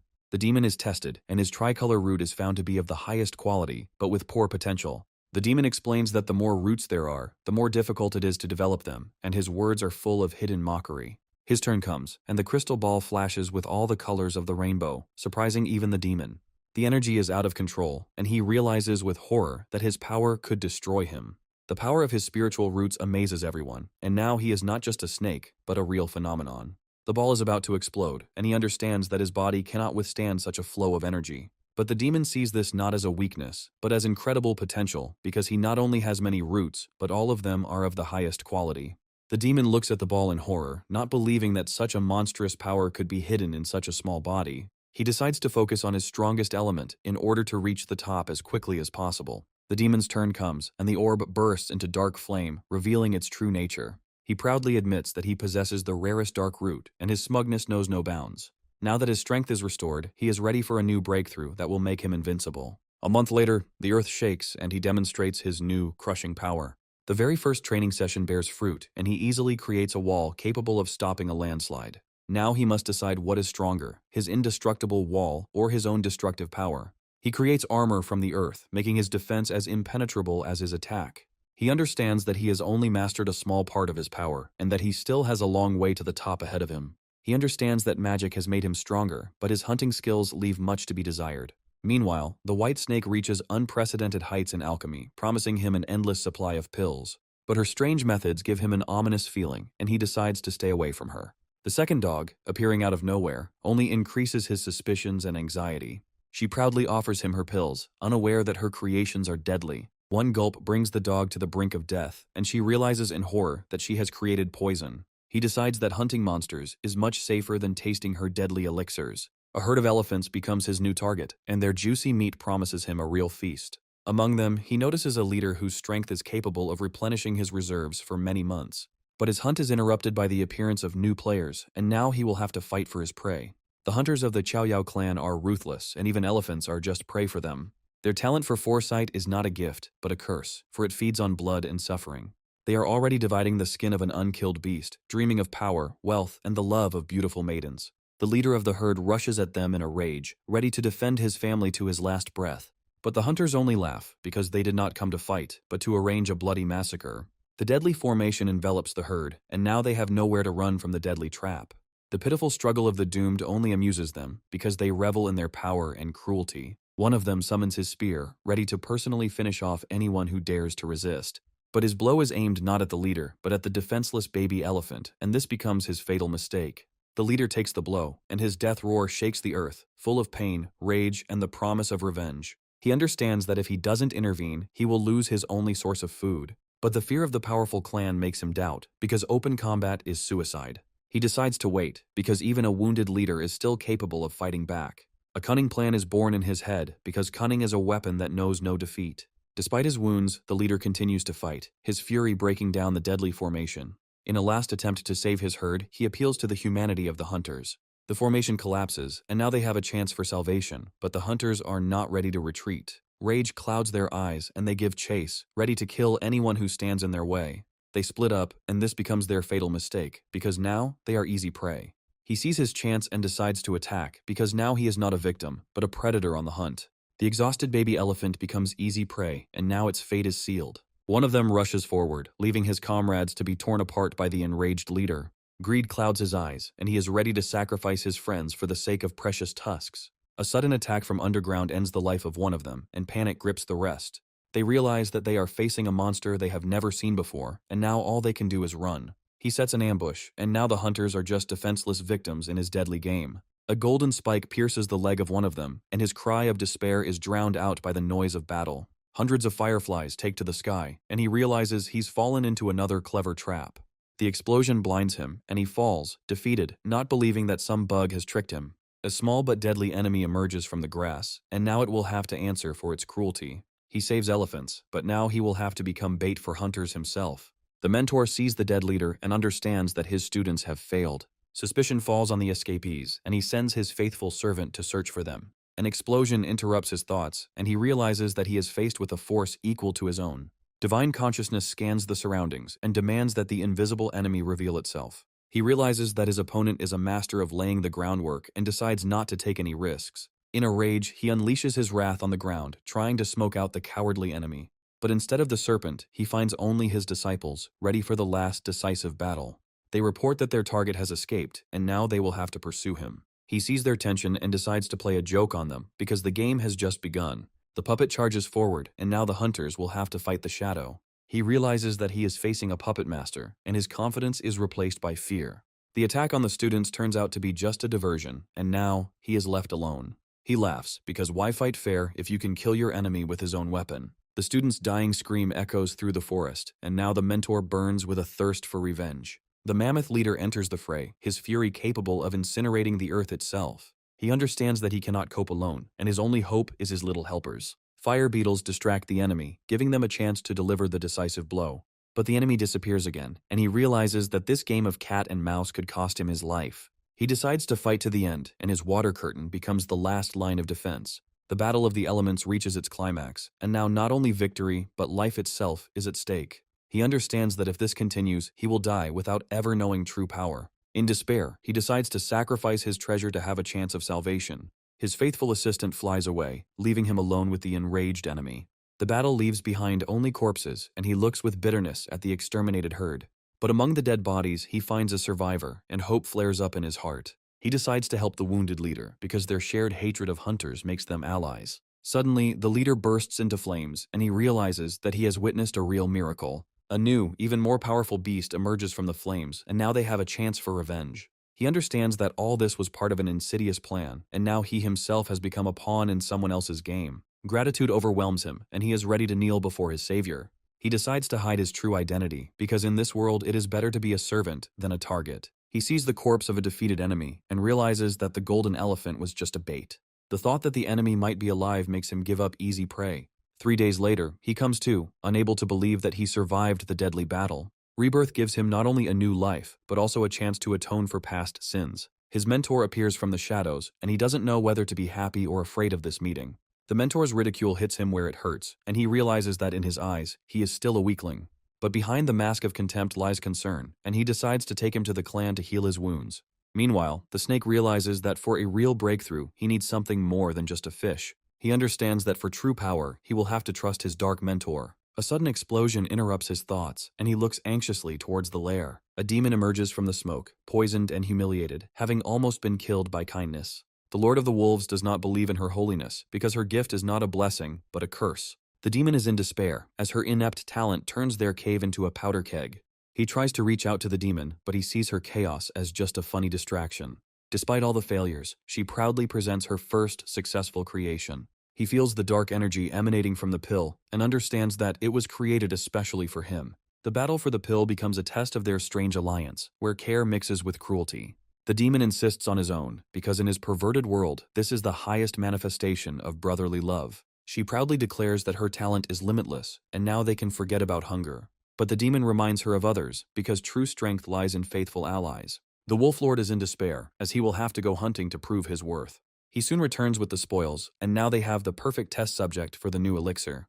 They decide to feed the fish to the monkey, to test what the new pill can do. An explosion of energy transforms the monkey, and it breaks through several ranks at once. Even half a pill grants incredible power, and they realize that they have created a real miracle. She rejoices, because her genius knows no bounds, and now she is the greatest alchemist. But triumph turns to horror when they see their test subject turning into a monster. The fish grow legs, and now they realize their experiment has gotten out of control. A scream of horror breaks the silence, and they realize that they have created a real monster. They find a monkey, barely alive, and decide to carry out their cruel experiment to the end.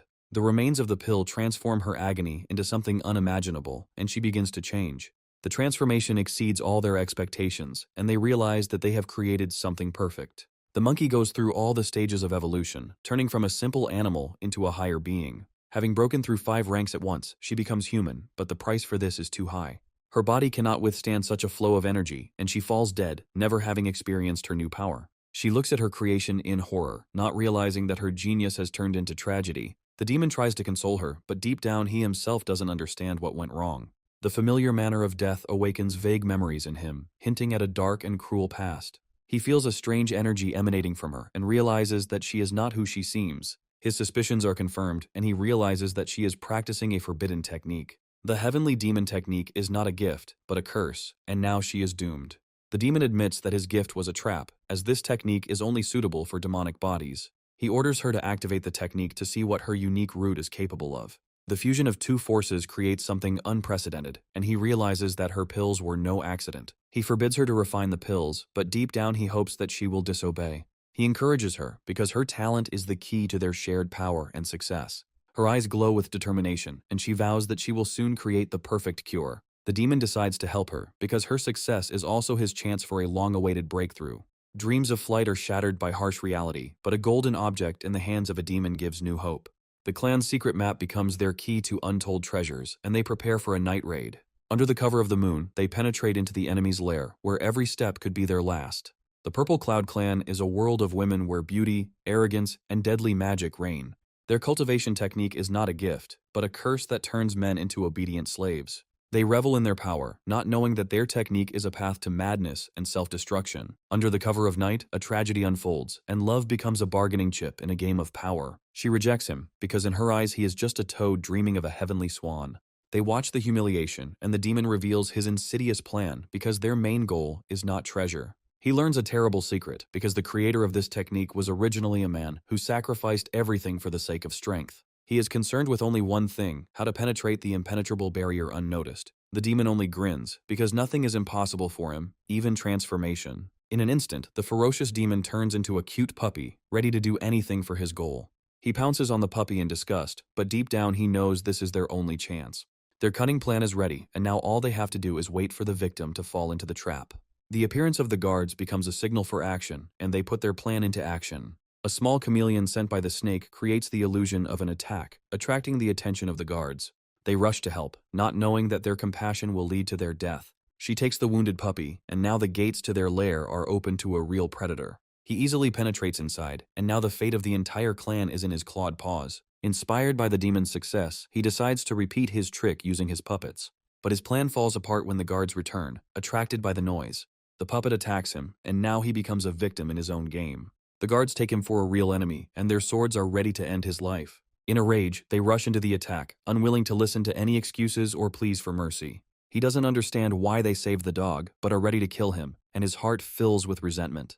The demon only smirks, because he knows that his cute appearance is his best weapon. Feigning fear, he distracts them, giving the snake a chance to escape. They rush off to search, unaware that their prey has already disappeared into the shadows. He realizes that his plan has failed, and now he can only hope for fate. With one blow, the demon destroys all barriers, and now the path to the treasures is open.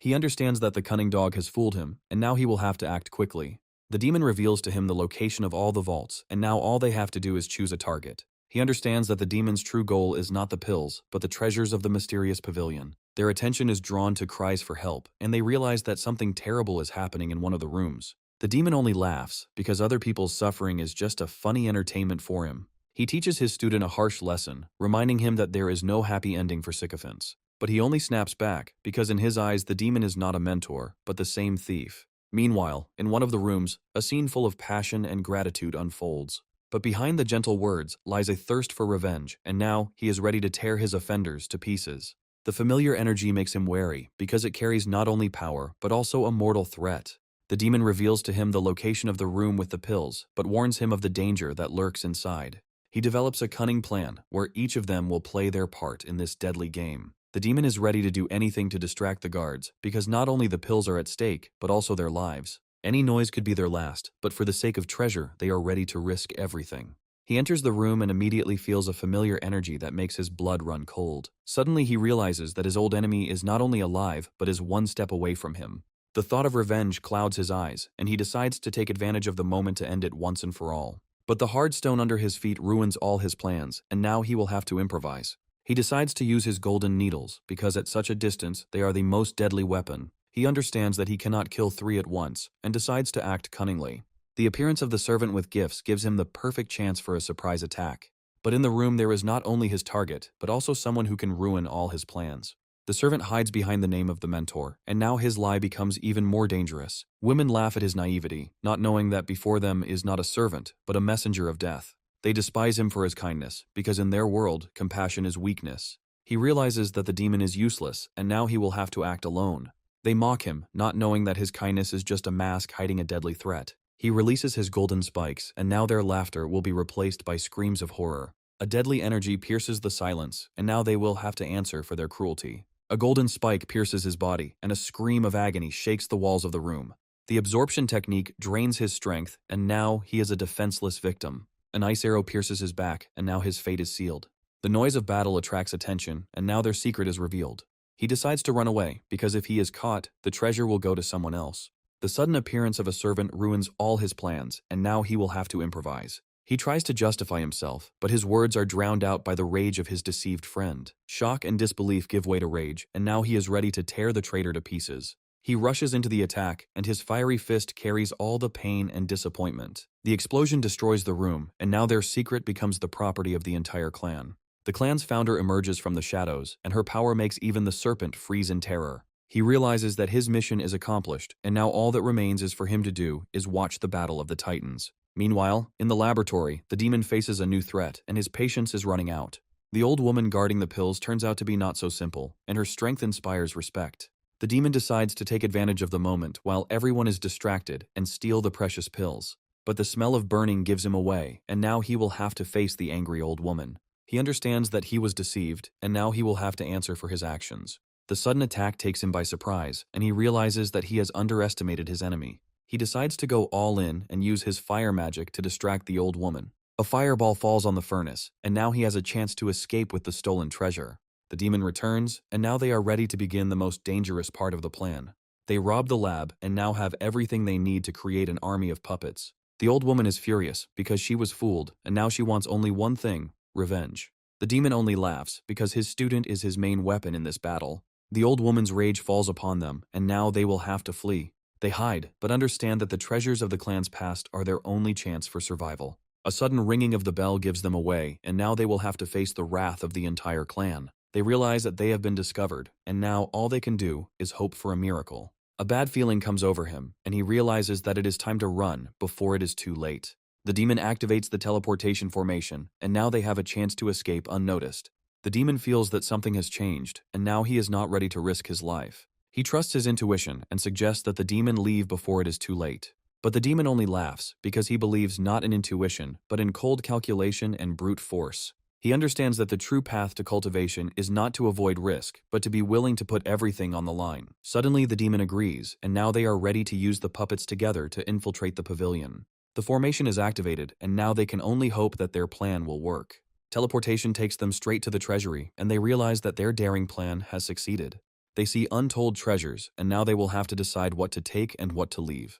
The demon finds something strange, and his instinct tells him that it is not just an artifact. He recognizes it as something he left behind many years ago, and now his past is ready to return. The demon offers him treasures, but his true goal is not to help, but to test him. Greed wars with caution, and he decides to take only what he can carry. He studies a new spell because his instinct tells him that the puppets might fail him. The precious pumpkin beckons him, and he decides to take a risk because such a treasure cannot be missed.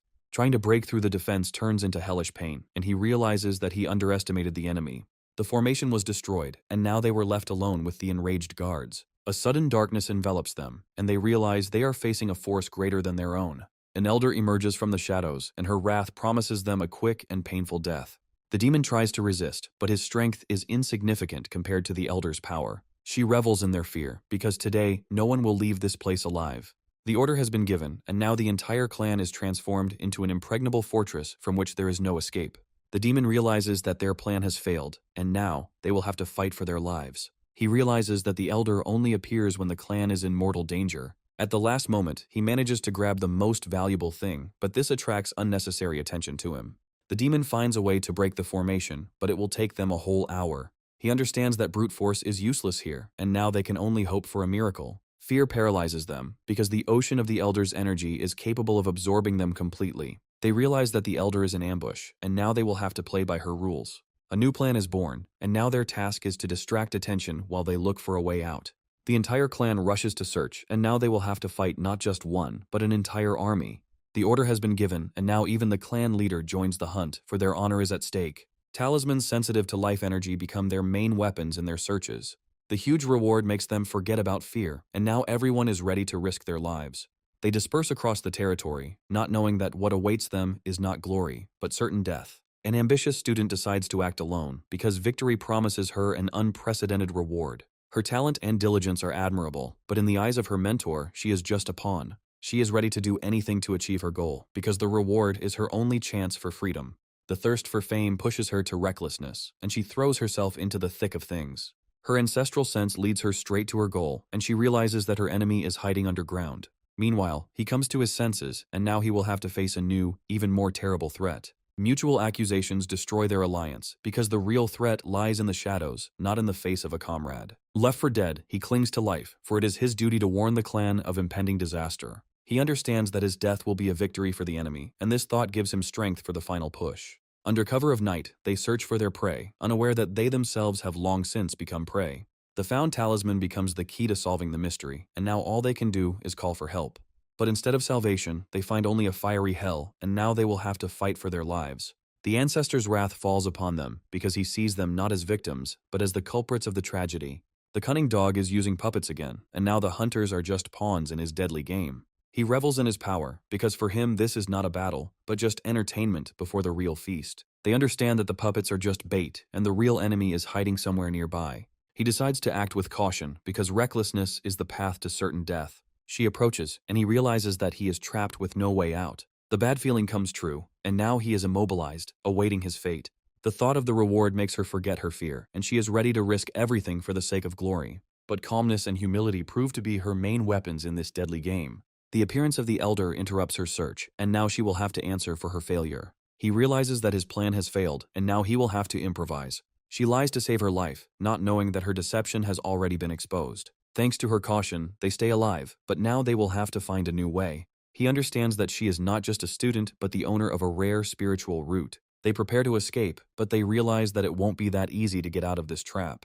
The broken array becomes a harbinger of their death, because now they are left without protection. The elder is furious, because she cannot believe that some worthless people could deceive her. She places a divine mark on them, and now they cannot hide from her all-seeing eye. They are in a panic, because now the elder knows their every step, and the chase becomes inevitable. They realize that they have fallen into a trap, and now they will have to fight two enemies at the same time. The Golden Dell, an ancient artifact, becomes their last hope for salvation. A powerful wave of energy throws them back, and they realize that they underestimated the power of the artifact. In despair, he curses the demon, because their union turned into a real nightmare for him. The demon decides to go ahead, because if he can't get the treasure, then everything was in vain. An elder emerges from the shadows, and now they will have to face a real nightmare. She rushes into the attack, and her anger leaves them no chance of escape. The demon understands that she has come for him, and now he will have to answer for his actions. He decides to sacrifice himself to give his student a chance to be saved. By erasing the brand, he grants him freedom, but the price for this is his own life. The elder sees through his deception, but it's too late. Her array is already broken. She decides to fight the demon, because with his current powers he is no match for her. But the golden pill in his body becomes an insurmountable obstacle in her path. He has only 3 strikes left, and he knows this is his last chance to win. He waits for his student, not knowing that he is already faced with a choice, to run or to fight. He understands that he cannot abandon his mentor, because their destinies are now connected. Doubts gnaw at him, because he is afraid that his intervention will only make the situation worse. He decides to take a risk, because it is better to die in battle than to regret his cowardice all his life. The elder understands that she won't win so easily, and decides to use her last trump card. A silver needle filled with deadly energy flies straight into the demon's heart. But the demon only laughs, because he foresaw this blow and prepared a trap. The sudden appearance of the dark dragon leaves her in shock, and now she herself becomes a victim. She understands that she has become a pawn in a game where not only her life, but also the honor of the clan, is at stake. A chaos of golden light falls upon the demon, but he meets it with a contemptuous grin. She barely manages to dodge, and now she can only hope that her students will come to her aid. A clone created from his consciousness becomes his last hope for salvation. But the Elder's divine consciousness is too vast, and now they cannot hide. She underestimated her enemy, and now she will have to face his true strength. He understands that his own strength has not yet been restored, and he will have to act cunningly. The sudden attack takes him by surprise, and he realizes that he underestimated the Elder's power. The Nine Heavens triple sword is her strongest technique, and now he will have to fight for his life. He dodges the deadly blades, but understands that without earth magic he cannot escape. In desperation, he calls upon his last ally, and now the battle will reach its climax. The Song of Soul Suppression falls upon the Elder, and her mind is plunged into chaos. She understands that her enemy is not so simple, and now she will have to use all her power to survive. Even wounded, he continues to fight, because he has nowhere to retreat. His energy is running low, and he understands that every attack could be his last. The three demons of purity are his last hope, and he throws them into battle, sparing no effort. He is surprised that his weapon was able to wound the Elder, and hope flares up in his heart. But the Elder only laughs, because now that he has the brand on him, he can't leave. Suddenly he returns, and the demon realizes that his disciple has not abandoned him in trouble. He wants to control the puppet, but the demon knows that his powers are not enough for this. He decides to transfer part of his divine consciousness to him, to give him a chance to win. New strength fills him, and he rushes into the attack with a roar, ready to crush the enemy. Now they are together again, and their combined power is ready to defy death itself. He decides to use the divine pill, because he will have no other chance to win. But the Elder returns, and now they will have to face her face to face. The demon transfers his power to him, and now their destinies are intertwined. The shards of her weapon become her last hope, and she is ready to risk everything for victory. Their combined fury falls upon the Elder, and now everything is at stake. The Earth Shield reflects her attack, and she realizes that she has underestimated the strength of her enemies. Three demons of purity pierce her defenses, and now her fate hangs in the balance. The divine explosion pill is their last chance, and now all they can do is hope. He doesn't know his true abilities, but his instinct tells him what to do. He activates the pill, and now their combined power is ready to grind the Elder into dust. The ancient vessel becomes their last hope, and now all they can do is believe. They rush into battle, because if they die here, then everything was in vain. The Elder dodges the attack, and her speed amazes even the demon. At the last moment, she manages to put up a shield, but the blow still throws her back. A giant thorn grows from the ground, and now she has nowhere to run from the fury of the earth. She can't believe that some insignificant demon could master such a powerful technique. Rage clouds her eyes, and she realizes that she has been made a laughingstock of. He continues to attack, and now his fiery spikes are the harbingers of her demise. She falls, defeated, but in her eyes it is not fear that burns, but a thirst for revenge. He understands that even at the Golden Core stage, his student is a force to be reckoned with. The Golden Shield amulet is her last chance, and she throws it into battle, hoping for a miracle. She soars into the sky, and now she is not afraid of either the thorns or the fury of the earth. She realizes that she has underestimated her enemies, and now she will have to use all her power. A shower of pear blossoms is falling on them, and now they will have to defend themselves. She is confident of her victory, because her ancestors' golden core will soon run dry. The demon realizes that she is right, and decides to raise the stakes in this deadly game. He finds ancient mountain walls, and now they have a chance to turn the tide of the battle. He decides to risk everything, because even if he can't control the new power, they will have a chance to win. He comprehends the principles of all earthly spells, and now his power knows no bounds. He turns into a real dragon, and now his enemies will have to answer for their cruelty.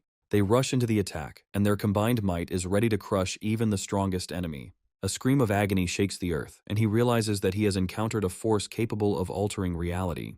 He turns the earth into an impenetrable prison, and now she has nowhere to escape. She can't believe that some insignificant snake was able to master an ancient and forgotten technique. For centuries, this technique was lost, and even the most powerful masters could not master it. She understands that the snake studied her at the very moment when she herself tried to kill him. Fear makes her retreat because she understands that she cannot win this battle. But he has already surrounded her, and now she will have to fight for her life. In desperation, she uses her last trump card, but even it cannot save her. She uses the amulet of movement and escapes, leaving him alone on the battlefield. The demon realizes that the amulet is the key to instantaneous travel, available only to a select few. But he is not ready to retreat, because today he will finish her off, no matter what it costs him. A giant wall rises from the ground, and now she cannot escape its deadly grip. He summons his most powerful technique, and now her fate hangs in the balance. She throws all her amulets into battle, but even their power is not enough to stop him. He turns into a giant stone serpent, and now his power knows no bounds. Even the most powerful talismans prove powerless, and she understands that she is doomed. The demon orders him to finish her off, because they may not have a second chance. The final blow falls upon her, and her body falls limply to the ground. But at the last moment she slips away again, leaving them with nothing. The battle is over, and now that the enemy has been defeated, all that remains is to count their losses. The demon admires his strength, because he not only survived, but created his own technique. But his body cannot bear it, and he falls, exhausted by the battle and his own power. He understands that if he doesn't finish off the enemy now, he won't have a second chance. The demon decides to retreat, because even in a semi-conscious state, his student is dangerous. The earthen armor is his last defense, and now he is completely at the mercy of instinct. Even after losing consciousness, he continues to defend himself, and his body becomes an indestructible fortress. The elder regains his weapon, but realizes that the battle is not over yet. The arrival of the ancestor changes everything, and now they have a chance for revenge. The head of the clan sees his defeated student, and now her wrath will fall upon the culprit. The clan leader's rage knows no bounds, and now the entire mountain will be turned into a hunting ground. The order has been given, and now the students are ready to do anything to restore the honor of their clan. They realize that they have underestimated the enemy, and now they will have to act together. A week later, news of the attack spreads around the world, spreading fear and panic. The rumors grow with new details, turning the snake and the dog into invincible monsters. The leader of the Mountain Mover clan is furious and is now willing to increase the reward fivefold. He realizes that it was they who destroyed his clone, and now this hunt becomes personal for him. He sends his best student to announce the reward and put an end to this chaos.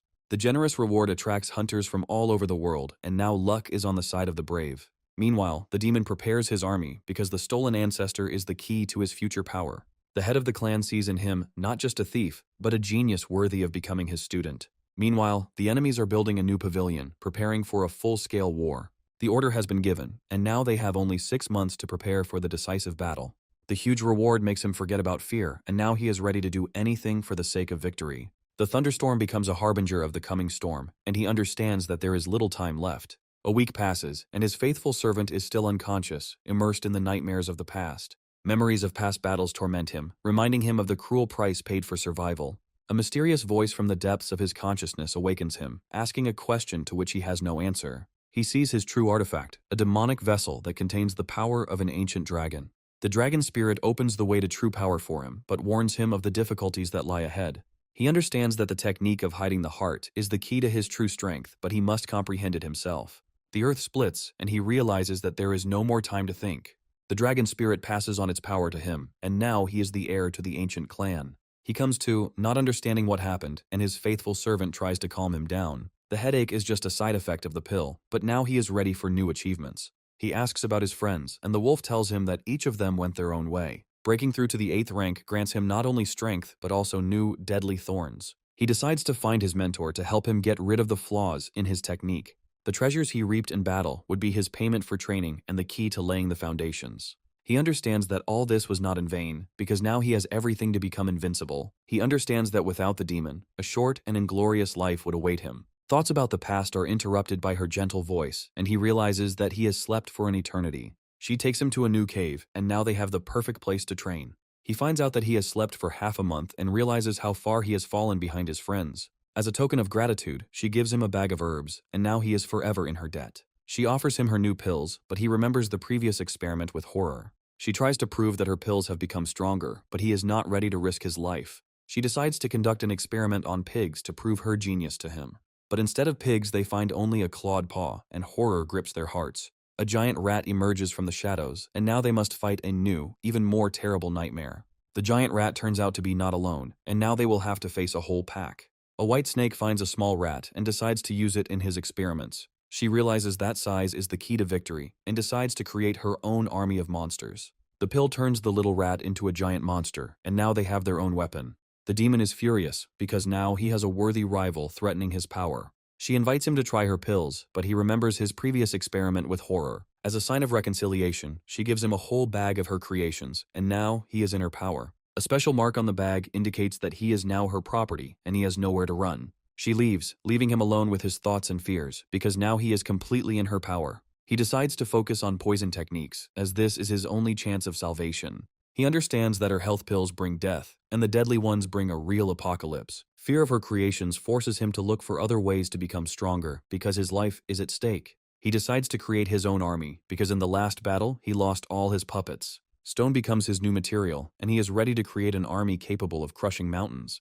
The first creations turn out to be weak, but they are ideal for reconnaissance. He tests their strength, and the flying stone proves that his earth root is a powerful weapon. He understands that one puppet is weak, but an entire army is capable of crushing any enemy. The thirst for power takes hold of him, and he decides to create 500 stone warriors.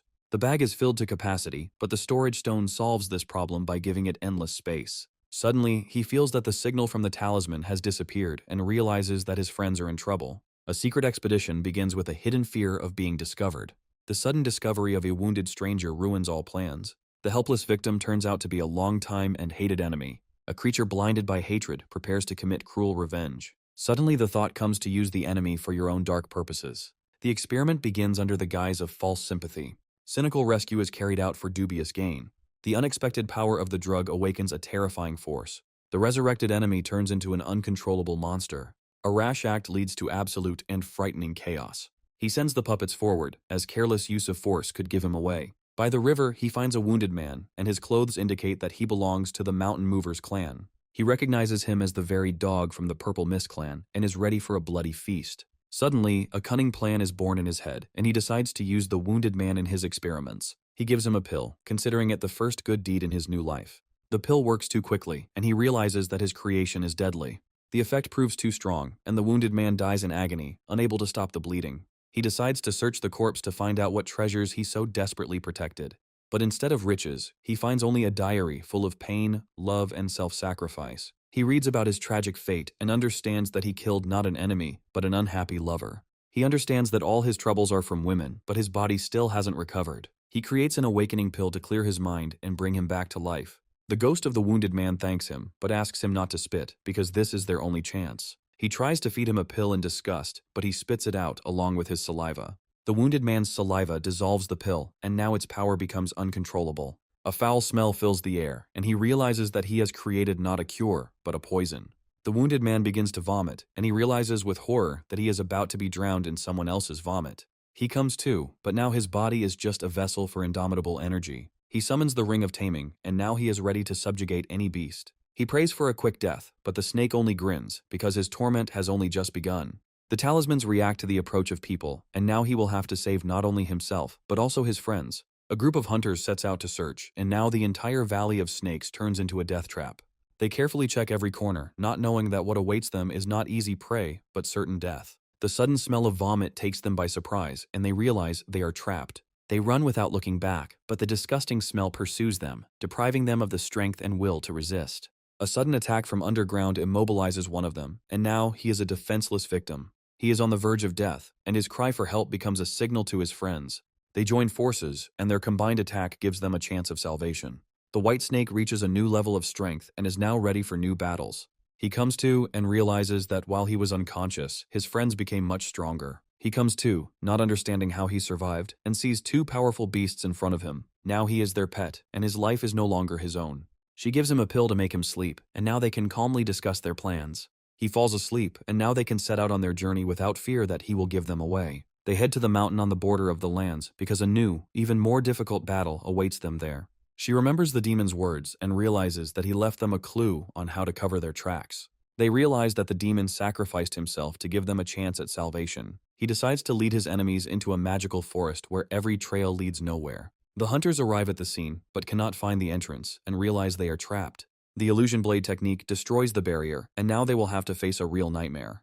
The cave turns out to be empty, and they realize that their prey has escaped again. They feel residual energy and realize that they are just a little late. They decide to split up, as this will give them a better chance of finding the fugitives. Snake-finding techniques become their main weapon in this deadly race. The trail ends at a swamp, and he realizes that his prey is hiding in the muddy water. He decides to blow up the swamp to smoke out the snake, not knowing what power it will awaken. The explosion talisman is falling upon the swamp, and now they will have to face its wrath.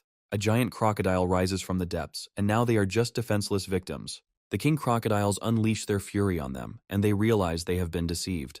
The snake's trail goes cold again, and now they have to search for it blindly, risking their lives. A foreboding feeling gathers in the crimson forest, full of hidden danger. A stupid mistake by one of them breaks the ominous silence, and pain pierces the air. A deadly swarm of poisonous bees descends upon the squad, sowing panic and chaos. Cries for help are drowned out by the buzzing sound as one of their own is devoured by the merciless pack. The sudden appearance of a fiery beast in the sky reveals the bitter truth about deception. The realization of the trap comes too late because they have entered the lair of powerful creatures. The demonic beast's plan becomes clear, but the escape route is already cut off. The earth trembles from an unknown force, adding even more confusion to their desperate situation. A new nightmare emerges from the depths of the earth, huge and furious, leaving no chance for salvation. A brutal blow cuts off the last hope, demonstrating the full power of this primal horror. Horror paralyzes the mind because the enemy turned out to be a monster of unimaginable power. Even on the brink of death, the last hope for healing glimmers in their hearts. In a desperate attempt, he unleashes an illusory barrage of shining blades on the enemy. The beast's self-confidence is unshakable, its power easily extinguishing any attack. Undeterred, he calls upon the power of the heavens, unleashing a blinding thunderclap.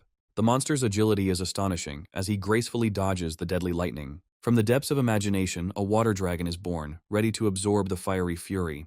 The clash of the elements shakes the earth, but even the mighty spirit of water cannot overcome the beast. Cunning proves stronger than brute force when water becomes the perfect trap. Shock can be seen in the eyes of his comrades, because their mentor turned out to be much stronger than they thought. The sudden return of the allies brings not only relief, but also a shadow of suspicion. Recognizing the ancient monster brings back the chilling horror of a past battle. From the very heart of the flames rises an old enemy, his soul burning with a thirst for revenge. With a roar of rage, the mighty beast breaks the shackles, proving the futility of their efforts. An unknown weapon falls from the sky, forcing them to flee in panic.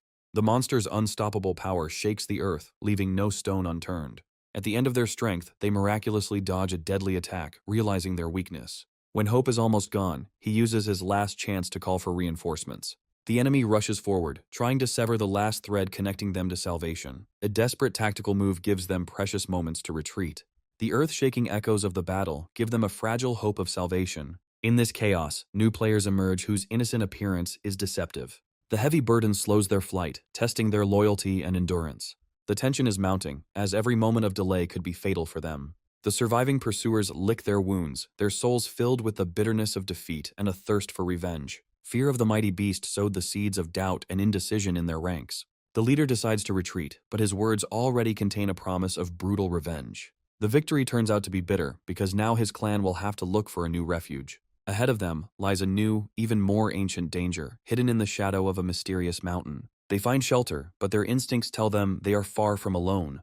The new shelter turns out to be occupied, and direct conflict promises only greater trouble. A cunning plan is born in their little heads, based on a very dubious weapon. The bait has been thrown, and the monkey's curiosity is about to turn into a big mistake. The foul-smelling explosion spreads panic and disgust, sending enemies fleeing in panic. Escaping the consequences of their mischief, they rush through the poisonous cloud. The resentment over the use of a personal secret causes slight discord in their close-knit team. He realizes with bitter irony that his life is a series of ridiculous and risky decisions. Even primates are shocked by such meanness and are unable to resist the chemical attack. The angry leader postpones revenge, but his gaze does not bode well. A lonely soul remains in the shadows, abandoned to its fate in this dangerous place. Strange smells are confusing, but in this chaos lies the key to new knowledge. The day spent in solitude was spent creating something very insidious. A silent army of stone puppets rises from the earth, ready for their first battle. The first test begins with a devastating rain of rocky bodies raining down on the forest. Blind fury and brute force create a whirlwind of destruction, proving their effectiveness. The realization of the power of one's creation is astounding, as it is comparable to human combat vehicles. A spark of genius gives birth to a new, even more explosive and deadly strategy. A desperate plea for freedom is met with a cold, calculating, and distrustful gaze. The captive reveals his story, offering loyalty in exchange for his own life. A fragile alliance is forged with just one glance, where a glimmer of truth struggles with deep mistrust. He ends up with an artifact that can subjugate will, changing the balance of power. The offer to serve sounds like a plea, but is met with cold calculation. Desperate readiness for anything is shattered against the wall of centuries-old mistrust of the human race. The words of the oath are drowned in steel embraces, where every movement threatens death. A cruel test throws him onto the altar of loyalty, where the price may be his life. The daring question of survival only worsens his fate, doubling the stakes in this deadly game. The helpless body becomes a toy in the hands of stone giants, enduring unbearable pain. A shameful defeat only evokes contempt, because his true strength was never revealed. Silence becomes the only answer when the body is broken, and the spirit is almost crushed. The unexpected order to heal his wounds suggests that his new master has his own, much more distant plans. Realizing his powerlessness, the cunning enemy decides to use someone else's hands to regain what was lost. Half a month of solitude gave him a new level of power, but his hunger for strength only increased. The new servant's loyalty is in doubt, and cruelty seems the only guarantee of control. An unexpected guest breaks the silence, bringing with him mysterious and living prey. In an attempt to please, he brings a bloody gift, not noticing the tension in the air. The owner's unnatural silence creates anxiety, because something clearly has not gone according to plan. A talking wolf shatters the illusion of control by revealing the shocking truth about his nature. A sudden and furious attack becomes retribution for his presumptuous stupidity. Far from the chaos, someone enjoys a peaceful meal, unaware of the drama unfolding. The boiling cauldron turns out not to be torture, but a strange test that he even enjoys. The prisoner's life hangs in the balance, and his fate is decided by a dispute about his thinness. A brief respite gives way to new horror when they decide to taste it. Horror breaks his will, and his soul almost leaves his body under their cruel mockery. The failed treasure hunt only highlights their desperate situation. An unexpected discovery brings back lost treasure, causing shock and bewilderment. The mysterious disappearance of the enemy finds its explanation in his dark and cruel past. His cold-blooded tale of easy victory only highlights his ruthless nature. The death of their protector opens a window for attack, and darkness falls upon the unsuspecting clan. A chance word reveals a bitter truth to him, and he becomes a legend among those who seek him. In this moment of despair, he finds the strength to renounce the past and choose a new path. His newfound pride is met with the mocking gaze of darkness. The legend comes to life before him, but an ominous laugh hints at a terrible substitution. Instead of an ancient ancestor, a mysterious beauty, bound in ice, appears inside. The sudden loss awakens in him a furious cry of despair and boundless love. His sudden impulse stuns even animals accustomed to cruelty. A cruel mockery falls upon him like a crushing blow, humiliating his feelings. His humiliating request to at least give up the body is interrupted by a sudden intervention. Desperation pushes him to a mad dash, ready to be content with even a scrap of her clothing. The last hope is shattered by a furious blow that drives him away. The master's true face is finally revealed, and his chilling horror is forever imprinted in memory. The brutal truth about his weakness becomes a humiliating lesson that crushes his pride. He is given the path to great power, but the price for it is mastering the art of seduction and deception. Jealousy flares into rage, because the right to be the first mentor was treacherously stolen. The truisms sound like a mockery, because they have long since passed this level. A cruel kick becomes an act of farewell, sending them on their way with the taste of bitter tears. The aroma of cooking food awakens painful memories that he is trying to escape. Even in this chaos, the simple wait for a hot meal gives them a brief respite. An unexpected gesture of compassion eases his pain, proving that he is not alone in his sorrow. A silent puppeteer watches from the shadows, his true motives a mystery. The first spark of awareness flares in his hand, revealing the true color of his newfound power. His ordinary strength becomes a measure of the norm, only emphasizing his ordinariness. The world is divided into two camps, where geniuses are marked by the rare gift of blue energy. The realization of perfection that blue energy brings becomes his new obsession. The simple arithmetic of power is shocking. One genius is worth 10 ordinary warriors. A bold question arises in his head. Is there a limit to this ladder of power? The hierarchy of power is fully revealed, but its highest levels are accessible only to a few. The secret of true power lies not in the gift, but in the lost technique of the heavenly demon. The thought of the creator of this technology makes one tremble, because he must be truly great. Excessive praise of an unknown genius causes him to become jealous and irritated. Great art gives rise to dark suspicions, because its creator must be a real scumbag. A careless word makes the air freeze, and he feels the weight of their gaze on him. Words about the creator awaken in the beast a primal rage, ready to tear him to pieces. In the shadow of the mountains, a sinister alliance is formed, and an old enemy finds a new, even more powerful patron. The great demon beast appears in all its glory, and its power makes even old enemies tremble. Reluctant agreement hides a hidden resentment, but you can't go against such force. Care and pain mingle as his body is swaddled like a helpless baby. The ancient massif glows with a hidden menace, promising invisible death to any who dare enter. The protective talisman turns out to be two-faced, its safety overshadowed by words that sound like a farewell. A bitter confirmation breaks the silence, and the sudden farewell leaves behind only bewilderment. He chooses the path of solitude, heading to distant mountains in search of power that will change his destiny. The promise to return in years sounds like an eternity, reminding us of the transience of ordinary life. The sudden decision to follow his example speaks of an unwillingness to fall behind on this path of strength.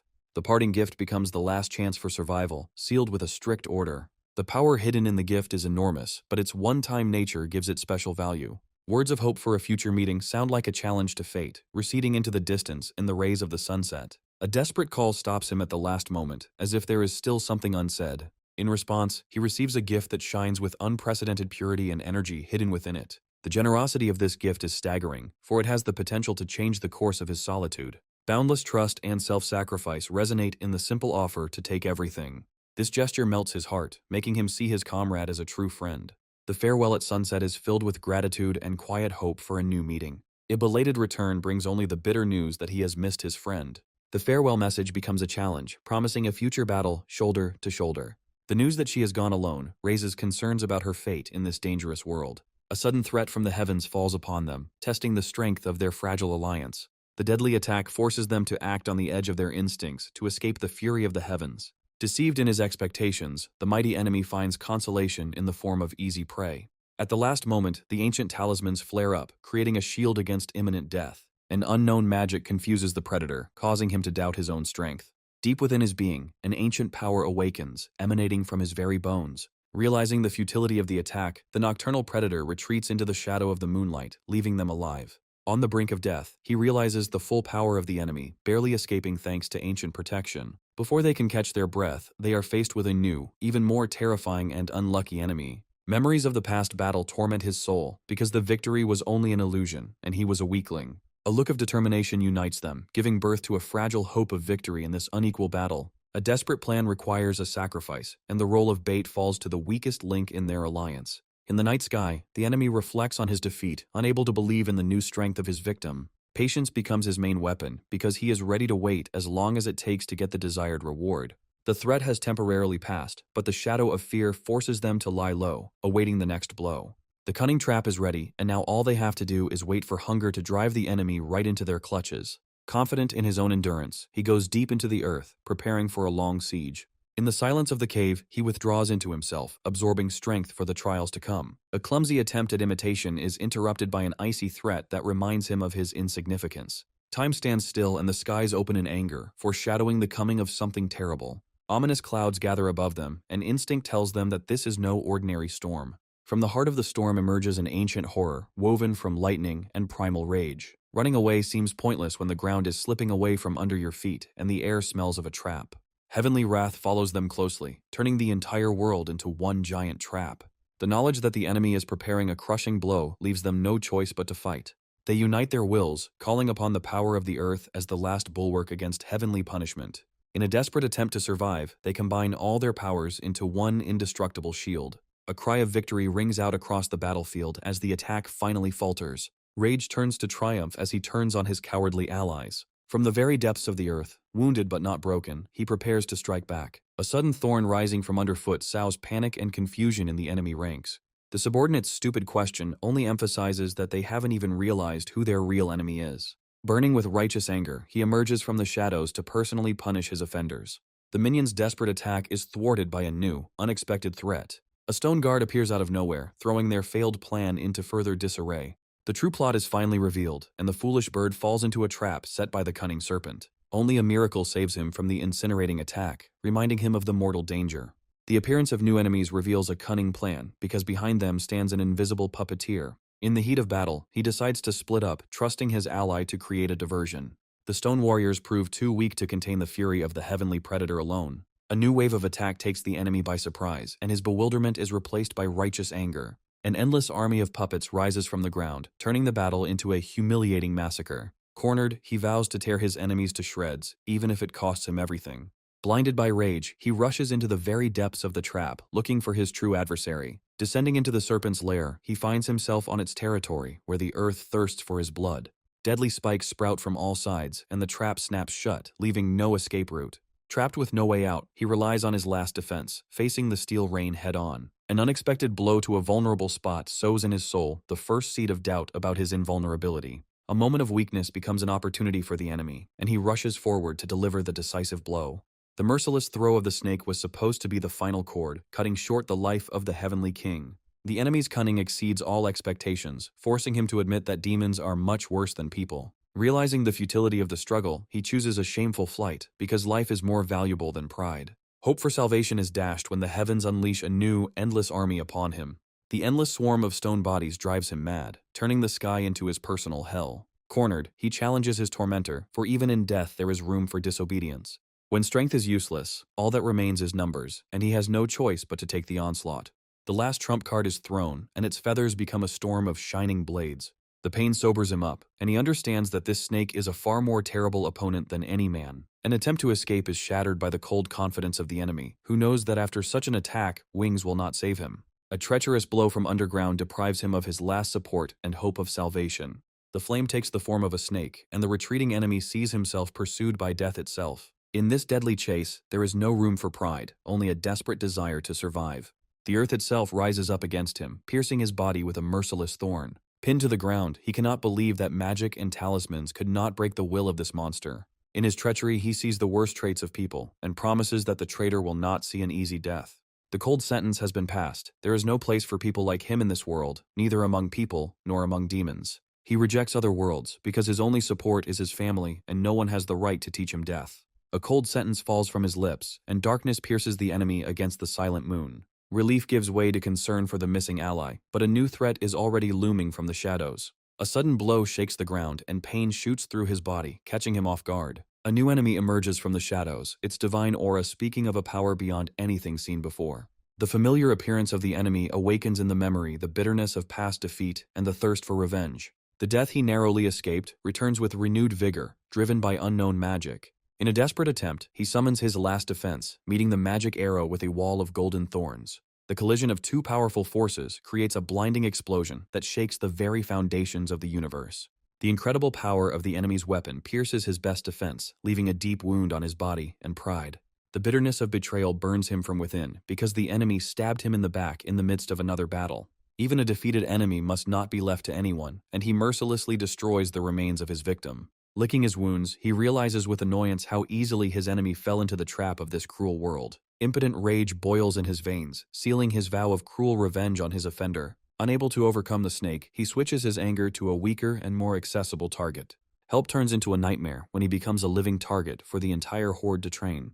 The enemy's mysterious weapon deprives him of any opportunity to resist, only increasing his humiliation. All his pride is trampled, and he, defeated, can only beg for mercy from his tormentors. On the verge of despair, he decides on one last trick, trying to appeal to their primitive instincts. The simple trick works, and the formidable army instantly turns into a chaotic flock, thirsty for a treat. Brief relief gives way to horror as a new, unknown enemy emerges from the shadows. Underestimating the threat, he makes the foolish mistake of trying to appease the darkness with a banana. A cruel reality falls upon him when he is robbed of his most valuable possessions.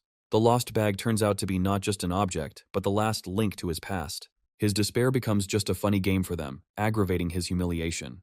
The helpless chase turns into a mockery, where he is just a toy in their hands. In the midst of his humiliation, the familiar force blinds him again, depriving him of his last hope. At the bottom of despair, he gains new sight, sensing streams of energy hidden from ordinary eyes. Insight gives him an advantage, and he catches his attacker, surprising him with his sudden luck. Strength and fury merge in one blow, and he returns not only his thing, but also his trampled pride. The cruel laughter of his offenders only adds fuel to the fire of his trampled pride. The last drop of humiliation awakens the darkness in him, and his gaze promises only pain. An unknown force bursts out, and the air is filled with a premonition of imminent death. The very first blow of unleashed fury shakes the earth, showing that the jokes are over. He loses control, and his body becomes a prison, consumed by the primal force of the earth. From the ashes of humiliation rises a monster of stone and lava, driven only by a blind thirst for revenge. Running away is useless when your enemy is the earth itself, and he has already chosen his first victim. A merciless blow ends the life of one of them, and the cry of horror is drowned out by the roar of the monster. Away from the chaos, a flash of rage does not go unnoticed, causing only bewilderment. He pronounces the death sentence, and the panicked flight becomes only a prelude to their death. Screams of terror are drowned out by the roar of lava as the monster continues its merciless hunt. Cornered, he makes a desperate gamble, consuming the forbidden fruit in the hope of salvation. A new wild force explodes from within, and the victim itself becomes a furious hunter. The newfound power burns him up, turning salvation into excruciating agony. In a final burst of rage, the giant unleashes the full might of the heavens upon him, wiping everything from the face of the earth. In the ashes of a former battle, he finds only silence and a silent question about what happened here. The incredible transformation is shocking because the one they considered a puppet has become a god. The answer lies in a lost object whose hidden power became the catalyst for this monstrous metamorphosis. Resurfacing memories reveal a tragic story of love and loss that led to this disaster. The great power is exhausted, and the giant turns to dust, leaving the predator to wait for its weakened prey. A sneak attack emerges from the shadows, catching the enemy off guard at the most vulnerable moment.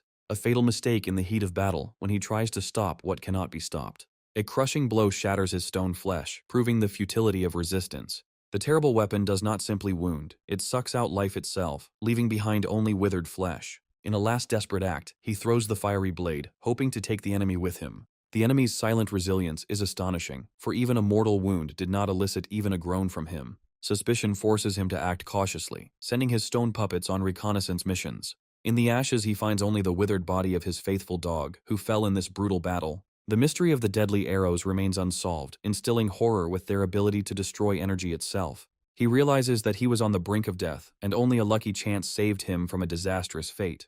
The picture of the battle, seen from afar, leaves more questions than answers. The cunning plan has been carried out, and now the enemy will be led astray by his own blood. Even when wounded, he does not abandon the pursuit, sending his faithful servants on the trail of the enemy. 1,000 miles away, in a hidden cave, the air is thick with the sweet scent of pure power. Hiding from the world, he absorbs dark energy, preparing to reach the peak of his power. The sudden realization of his forgetfulness gives rise to anxiety for the fate of the one he left unprotected. The epiphany comes too late, and he realizes that all this time he was just a pawn in someone else's game. Driven by honor, he rushes forward to keep his word, no matter the cost. Returning to camp brings only emptiness and the troubling question of a missing friend. On the brink of life and death, she makes a desperate choice, sacrificing her last treasure for the sake of salvation. The unexpected tenderness towards the fragile person surprises even her, giving birth to new feelings. The joy of the long-awaited meeting is overshadowed by anxiety for the fate of their new, defenseless friend.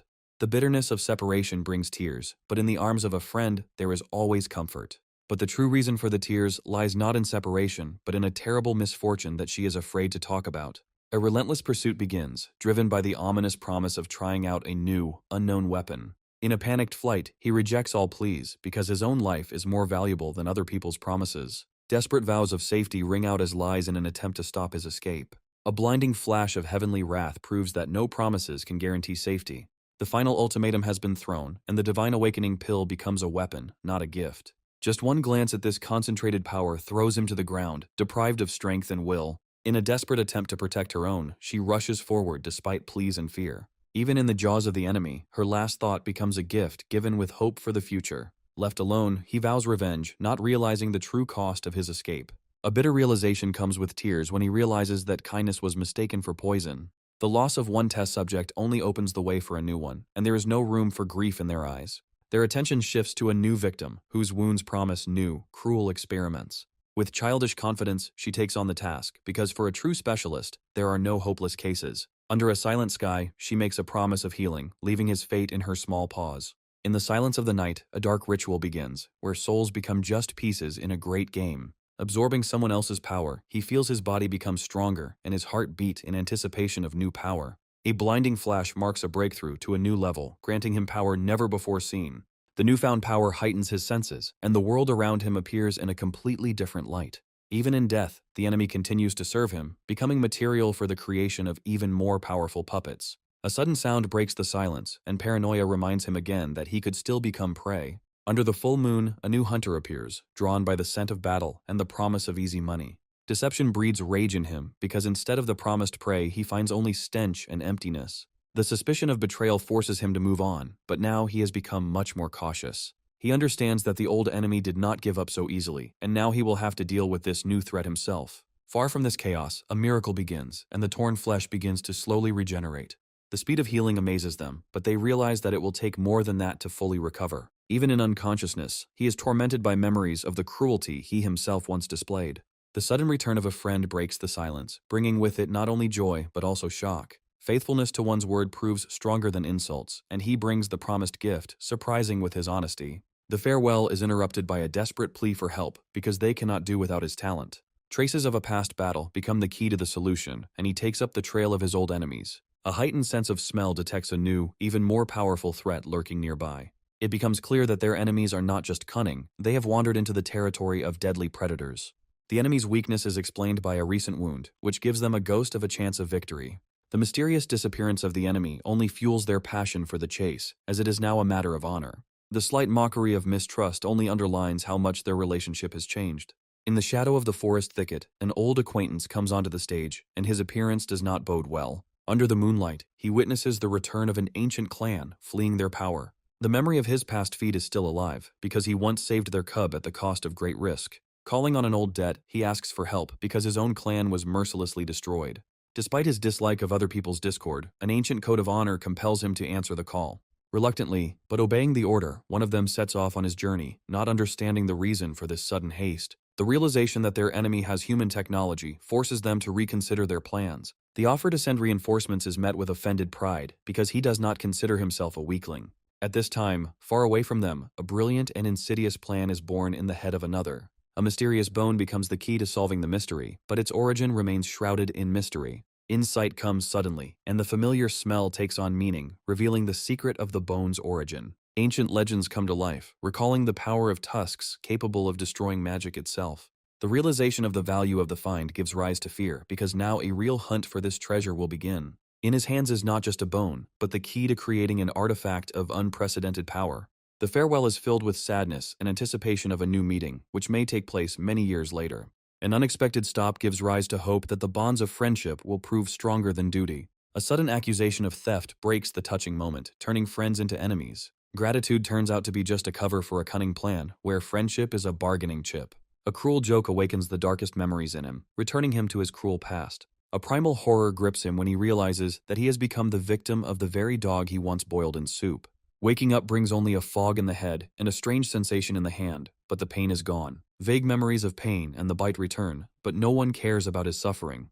The fragile calm is shattered when ancient protections are triggered, heralding the arrival of a powerful enemy. The powerful aura emanating from the cave spoke of a power he had never encountered before. He understands that his enemy has found an ally that is too strong, and there is no time to waste. An ancient giant, engulfed in flames, answers the call, and its power is capable of incinerating entire forests. Against such primal rage, all tricks are powerless, and the hope of an easy victory fades away. Fanatical faith in their leader pushes them to recklessness, not noticing his desperate sacrifice. Still recovering from their wounds, they face a new threat knocking on their door. All the pieces of the puzzle come together, revealing an ancient alliance and the secret of a deadly weapon. The mighty beast is surprised because his cunning was discovered by someone equally powerful. One blow shakes the earth, demonstrating a power to be reckoned with. The plan is simple and brutal: take over this place to dispel the illusion that hides their enemies. The anticipation of rich spoils and past greatness intoxicates them, causing them to forget about caution. A powerful call resounds through the forest, but it is addressed not to them, but to the true master of these lands. A sudden turn of events ruins all his plans, sowing fear and doubt in his soul. He speaks to an invisible ally, and his words sound like a betrayal to those who considered him theirs. The realization that their enemies are familiar becomes a death sentence for him, and he looks for ways to retreat. The memories that surface reveal the secret of an ancient debt, because once this snake saved his entire clan.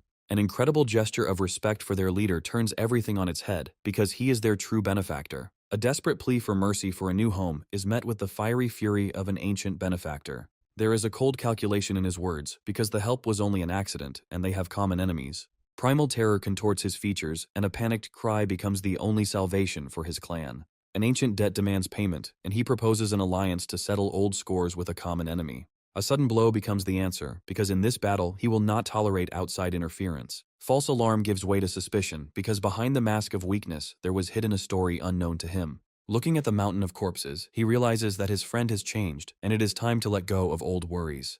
The last chance for victory lies in speed and cunning, because only cunning can overcome brute force. The challenge is thrown down, and the small body is filled with determination, because he has never lost in a speed race. The giant's incredible speed erases all hope of salvation, turning the chase into a massacre. A deadly spike piercing the ground almost reaches its target, leaving a trail of fire in its wake. Cold calculation tells him that evasion will only bring him closer to certain death. At the very last moment, he uses an ancient treasure, turning a deadly attack into a springboard. The daring escape stuns the giant, as his own strength was used against him. An unknown artifact becomes his salvation, carrying him away from the fury of his pursuer. The enemy escapes, but his cunning and incredible resilience leave behind only admiration and anxiety. In a fit of rage, he unleashes all his might upon the earth, creating a forest of deadly thorns. Despair gives way to the realization of his own stupidity when his attack only helps the enemy escape. The blood on his lips becomes proof that even in this unequal battle, he was able to strike a blow. Now that the enemy is wounded, the real hunt begins, and the thirst for revenge burns in his eyes brighter than any flame. The suspicion of simulation makes him act even more cunningly, because the enemy may be smarter than he seems. Time is running out, and he rushes into battle because delay threatens the loss of his most valuable treasure. A daring attack on the fly becomes a trap for him, because the enemy was just waiting for this moment. The sudden blow takes him by surprise, but he still doesn't understand the true purpose of this attack. The realization of the deception comes too late, when his precious artifact is captured by an unknown force. The rage from such treachery blinds him, because no creature has ever dared to humiliate him like that. Greed flashes in his eyes, because he intends not only to get back what is his, but also to take what is not his. The spiritual imprint becomes the key to victory, and he puts all his power into one crushing blow. An unknown force breaks his connection with the artifact, and a cry of horror becomes his only response. Defeated but not broken, he cannot understand where this demon got such power, and the illusion of a dragon. The threat in his words becomes real, and now not only pride, but also life is at stake. He lays all his cards on the table, showing how easily he was manipulated and turned into a pawn in someone else's game. Too late he realizes that a truce is impossible, and the golden scales become his death sentence. The last hope is an energy-absorbing arrow, but even it may not withstand such power. At the most crucial moment, his best weapon crumbles to dust, leaving him defenseless in the face of the enemy. Even in defeat, he finds a nugget of knowledge, realizing that even the tusk has its weakness.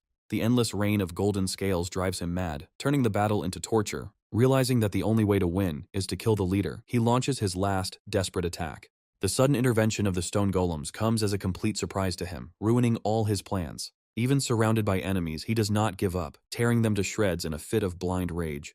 The last trump card had been thrown, and a fiery explosion was supposed to be the finale of this battle. Even engulfed in flames, he does not give up, because his rage is stronger than any pain. A desperate vow to take the enemy to the grave with you is met with cold contempt. He understands that he was just bait, and his enemy was a fish caught on the hook. The plan of revenge has been carried out, and now his body will become a toy in the hands of soulless golems. The final blow is dealt in the name of the student, and only by surviving can he consider themselves even. Meanwhile, elsewhere, a battle of the elements rages, where hatred clashes with primal power. The scale of this battle is staggering, as even their benefactor watches, not daring to intervene. From the ashes and fire he rises, wounded but unbroken, bidding farewell to his fallen brother. He understands that the enemy is still alive, and he needs to act with confidence, because this cunning man can pretend to be dead. The final blow of the golden scales puts an end to this battle, leaving the enemy no chance. The gravity technique tears the enemy's body to pieces, and relief finally replaces the tension. Admiration for his strength is boundless, because he defeated an enemy who was no match for him.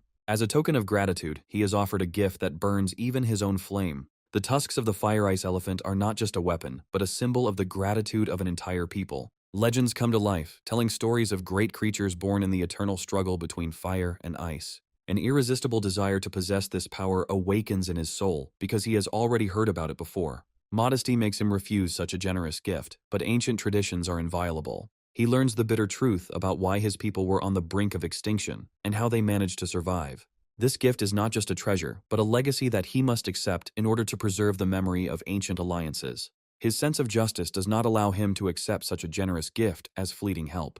In response, he offers his treasures, for true gratitude requires exchange, not alms. The unexpected gesture melts the giant's heart, as for the first time in his life, he receives something in return. The farewell is interrupted by a bitter realization, as he realizes that his old enemy has used them blindly. The wisdom of his ancestors resonates in his words, as he thanks fate that their enemies did not encounter true power. The promise of future help is reinforced by the shocking revelation of his hidden, almost divine power.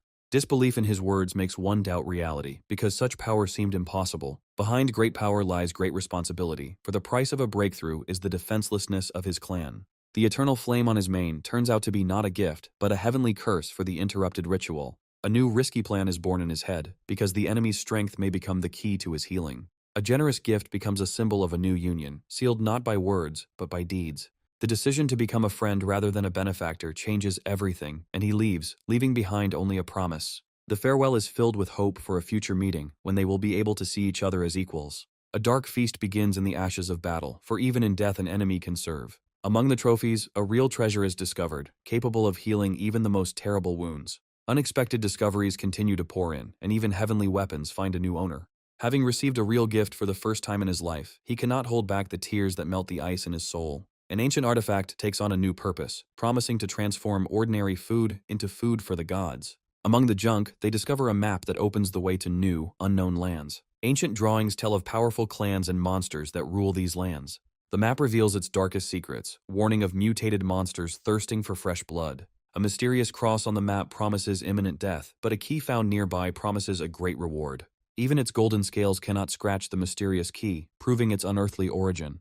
A legendary furnace found among the treasures turns out to be the key to creating an unprecedented weapon. A brilliant idea is born in his head, how to create something great with the help of his will and ancient magic. The power of his spirit breathes life into dead metal, and in the flames of the furnace the future weapon is born. From fire and magic emerges a blade of perfect form, imbued with his own spiritual power. The very first test demonstrates the incredible power of a new weapon capable of cutting through reality itself. The thrill of creation overwhelms him, and he decides to reforge the great tusk to create a true masterpiece. The furnace comes to life again, and this time an aura emanates from it that is far more powerful than before. The incredible power of the new weapon causes a fiery explosion that shakes the earth. The realization of his weakness forces him to put aside revenge and focus on his own growth. Even a defeated enemy can become a source of power, and he decides to use its remains for solitude. Waking up brings a strange numbness in the new hand, foreshadowing trouble. Desperate attempts to damage her own flesh prove her incredible, almost divine strength. Even fire cannot leave a trace on it, and he understands that he has found something legendary. The joyful discovery is interrupted by a reproach, because his cries have disturbed his friend's winter hibernation. To prove his strength, he invites her to bite him, unafraid of her poisonous fangs. The secret of her poison is revealed, and he explains with a grin that it is not at all fatal. Triumph turns to embarrassment when, after the bite, his body reacts in the most unexpected way.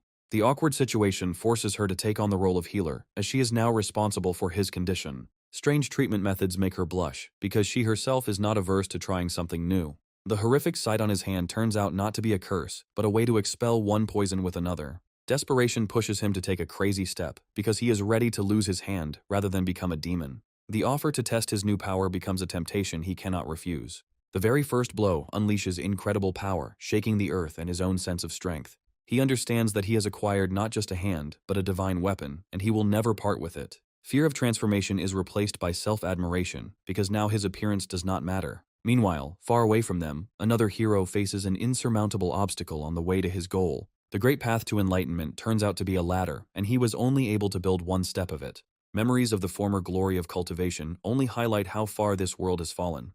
The shocking discovery of one's new power does not give rise to joy, but to doubt and fear of the unknown. The ancient dragon's ghostly words become the key to unraveling his failure and imperfection. A desperate call to the ancient spirit goes unanswered, leaving him alone with his questions. Absorbed in himself, he does not notice how the world around him continues to live its own life. The unexpected return of a friend brings with it not only joy, but also a breath of foreign traditions. A simple question about holidays reveals the bitter truth about the plight of demonic beasts. Even far from home, traditions remain alive, reminders of the 5 years spent in exile. An innocent question about home opens a deep wound, because true home is the place where you were born and raised. The sad story of a lost home is overshadowed by sinister rumors about the plans of its former owners. The realization that home is more than just a place gives him a new determination to protect what is his. A sudden alarm breaks the silence as an ancient artifact warns of approaching enemies. The initial threat assessment proves misleading, and self-confidence gives way to mild anxiety. The weak signal turns into a barrage, and terror grips them as they realize the scale of the threat. The skies darken with the countless number of enemies, and it becomes clear that this is not just a raid, but an entire army. Fear paralyzes them, but something in the behavior of the enemies seems strange, and he calls for calm. The first wave passes by, but a second one follows, even more powerful and purposeful. They realize that they have witnessed the beginning of a war that threatens to engulf the entire world. The awareness of his weakness gives birth to a desire in him to become stronger in order to protect what is dear to him. A risky plan to hunt a powerful beast becomes their only chance to gain strength for the coming battle. The enthusiasm of a newcomer clashes with the caution of an experienced warrior, but the decision has already been made. The card points to an ideal target, a beast standing on the threshold of a new level of power. The amethyst thunderlion is not just prey, but the key to their own power. With the cultivators gone, the hunt becomes safer, and they send their smallest scout ahead. The beast's lair turns out to be a cave full of crystals, whose energy can be both a gift and a curse. The empty den does not stop them, and they decide to follow the trail, guided by scent and instinct. A sudden flash of battle in the distance suggests that their target has already found another opponent. They decide to intervene, as the chaos of someone else's battle could provide them with the perfect cover. The rage of a father who has lost his cub clashes with the cold cruelty of a predator. The irreconcilable feud between the two species flares up with renewed vigor, because now, not only their lives, but also the future of their offspring is at stake. Someone else's quarrel becomes an opportunity for them, because in the chaos of battle, they can profit at someone else's expense. Doubt creeps into his soul, because luck too rarely smiles on him in this cruel world. The strange wounds on the victim's body suggest that this could all be an elaborate setup. The realization of the trap comes too late, and now they can only watch in silence. The absence of human traces suggests a puppet, as only she could have pulled off such a thing. It becomes clear that they have wandered into the territory of a puppet sect, and now they themselves are in danger. Despite the risk, they decide to stay, because the mysterious puppeteer should not be too strong. The father's rage collides with the cold determination of a defender of his territory, and the battle rages on with renewed vigor. The oath of vengeance sounds like a death sentence, but even in the face of death, he does not intend to retreat. A sudden flash of green energy indicates that a third, unknown player has appeared in this battle. A surprise attack reveals the insidious plan, and he realizes that they have been deceived and pitted against each other. A desperate order to flee becomes the last will of a father trying to save his children. The true puppeteers are emerging from the shadows, and their appearance does not bode well for anyone involved in the battle. The murder charge sounds like a death sentence, and the father's rage falls upon new enemies. The heavenly wood sword meets the beast's fury, and the first blow falls to the cultivator. The cold-blooded murder of innocent cubs for pills reveals the full cruelty of their plan. Even as an observer, he cannot contain his anger, because such cruelty is unforgivable. A new blade, woven from pure spiritual energy, appears out of nowhere, and he rushes to defend himself. Two mighty swords clash in a furious battle, and the air is filled with the ringing of steel. The unexpected intervention takes her by surprise, and she tries to understand who dared to challenge her. The order to retreat is met with disobedience, as the bonds of camaraderie prove stronger than fear. Even in the face of superior force, she is ready to defend herself until her last breath. A new alliance is born in the heat of battle, and now everyone gets their own enemy. Instead of fleeing, he accepts the fight, and the wild dance of the forest becomes a prelude to their battle. The spirit-destroying blade meets the power of the forest, and this battle seems simply ridiculous to him. A sudden blow pins him to the ground, and he realizes that he has underestimated his opponent. The true puppeteer emerges from the shadows, and rumors of his power turn out to be true. He enjoys his deception, because while they are fighting with the puppets, his true body is already close. An unknown attack from underground takes him by surprise, and he realizes that he has been trapped all this time. The divine shield saves him from certain death, but even it cracks under the force of this blow. The wandering roots become his last chance to hide from the enemy's eyes. The clue to the enemy's invisibility comes too late, and now he cannot escape retribution. Even under the cloak of invisibility, he cannot hide from the force that senses his presence. The shocking discovery that he has been fighting a puppet all this time leaves him horrified. Realizing that the enemy is too tough for him, he decides to simply wipe everything around him off the face of the earth. At this time, far from him, his faithful servant enters into an unequal battle with another enemy. The incredible sandblast technique suggests that his opponent is no ordinary demon. The realization that he has exposed himself comes with a crushing blow that leaves a huge crater. At the decisive moment, he unleashes all his power on the enemy, attacking with golden scales. The sudden disappearance of the enemy after the attack leaves him perplexed, because he was confident of his victory. Disbelief in one's own victory gives way to shock, as the defeated enemy turns out to be safe and sound. The realization that he was fighting only a puppet becomes a bitter lesson for him. The enemy's cunning exceeds all expectations, because he can swap himself and his puppets. The puppet's heavenly string becomes his weapon, and now he intends to take what is owed to him. The attempt to escape turns out to be futile, because invisible threads have already taken possession of his body. The loss of control over his own puppet comes as a complete surprise and humiliation to him. He understands that to win, he will have to use more subtle and sophisticated methods. Blocking spiritual perception should have been his trump card, but the distance negates all his efforts. A decent catch is a consolation for this defeat, but the main target still eluded him. Enraged by the loss, he orders his faithful servant to prevent the enemy from escaping, no matter the cost. The master's order is carried out without question, and he rushes into battle to intercept the enemy. The incredible power of the attack at such a great distance shocks her, as it seemed impossible. The spell's power increases exponentially, and the rage from such treachery clouds her eyes. The earth rises against them, and a forest of piercing thorns was to become their grave. Even in the face of imminent death, she rushes to the defense, covering her comrade. He catches her in midair, and their retreat becomes a race against death. A new weapon is thrown into the chase, a stinking bomb that was supposed to stop their escape. The foul smell confuses them, but the true purpose of this attack is not to kill, but to humiliate. A sudden blow knocks him off his feet, and he realizes that the pills were just a distraction. Killen's fist crashes down on his face, and a cry of pain becomes the final chord of this humiliation. A contemptuous insult becomes the last straw, and he rushes into battle to defend his honor. A crushing blow ends the battle, and he manages to deliver the final, fatal blow in flight. A cry of despair, full of grief and hopelessness, is heard over the decapitated body of the brother. Tears of helplessness water the cold earth, and she begs not to be left alone in this cruel world. Other people's grief only evokes contempt in him because he is not accustomed to such displays of feelings. A sudden wall of fire blocks his path, and he realizes that this game of savior is not over yet. He sees in her eyes the same pain of unrequited love that once tormented him. Returning to the cave brings not only rich loot, but also hope for new strength. A generous gesture of gratitude cements their strange alliance based on common purpose and benefit. Finding the long-awaited pill becomes a chance for him to achieve a breakthrough he never even dreamed of. The naivety and generosity of his new friend only make him smile because he is used to being deceived. The rich loot left after the battle becomes his personal treasure. The precious pills promise him a long-awaited breakthrough to a new level of strength. An ancient jade tablet gives him access to wood elemental techniques, expanding his arsenal. But the main treasure is the knowledge that allows one to create puppets of unprecedented power. Confidence in his own strength fills him, and he prepares for the final push in his solitude. 2 months later, the heavens open and a pillar of light heralds a great breakthrough. Even one pill is not enough, and the thirst for spiritual energy becomes unbearable. In a desperate attempt, he absorbs the power of the spirit stones, risking everything for his goal. Finally, he reaches the stage of laying the foundations, and his body is filled with new, divine power. The light blue flame of true ki indicates a breakthrough to a completely new, perfect level. The golden scales that cover his body become a symbol of his newfound power. From the depths of his consciousness, an ancient dragon emerges to tell him the secret of truly perfect inversion. He understands that he will have to comprehend the greatest secrets of the universe himself, without anyone else's help. A new plan is born in his head to strengthen his puppets in order to prepare for the coming battles. The first thing he decides to do is create powerful swords from the tusks of fire-ice elephants. The lack of a special furnace is no obstacle, because his own golden scales are the best forge. A week of agonizing polishing bears fruit, and he finally completes his creation. 2 powerful swords, woven from fire and ice, become his new, deadly weapons. Even at this new level of strength, he struggles to control their power, realizing that he still has room to grow.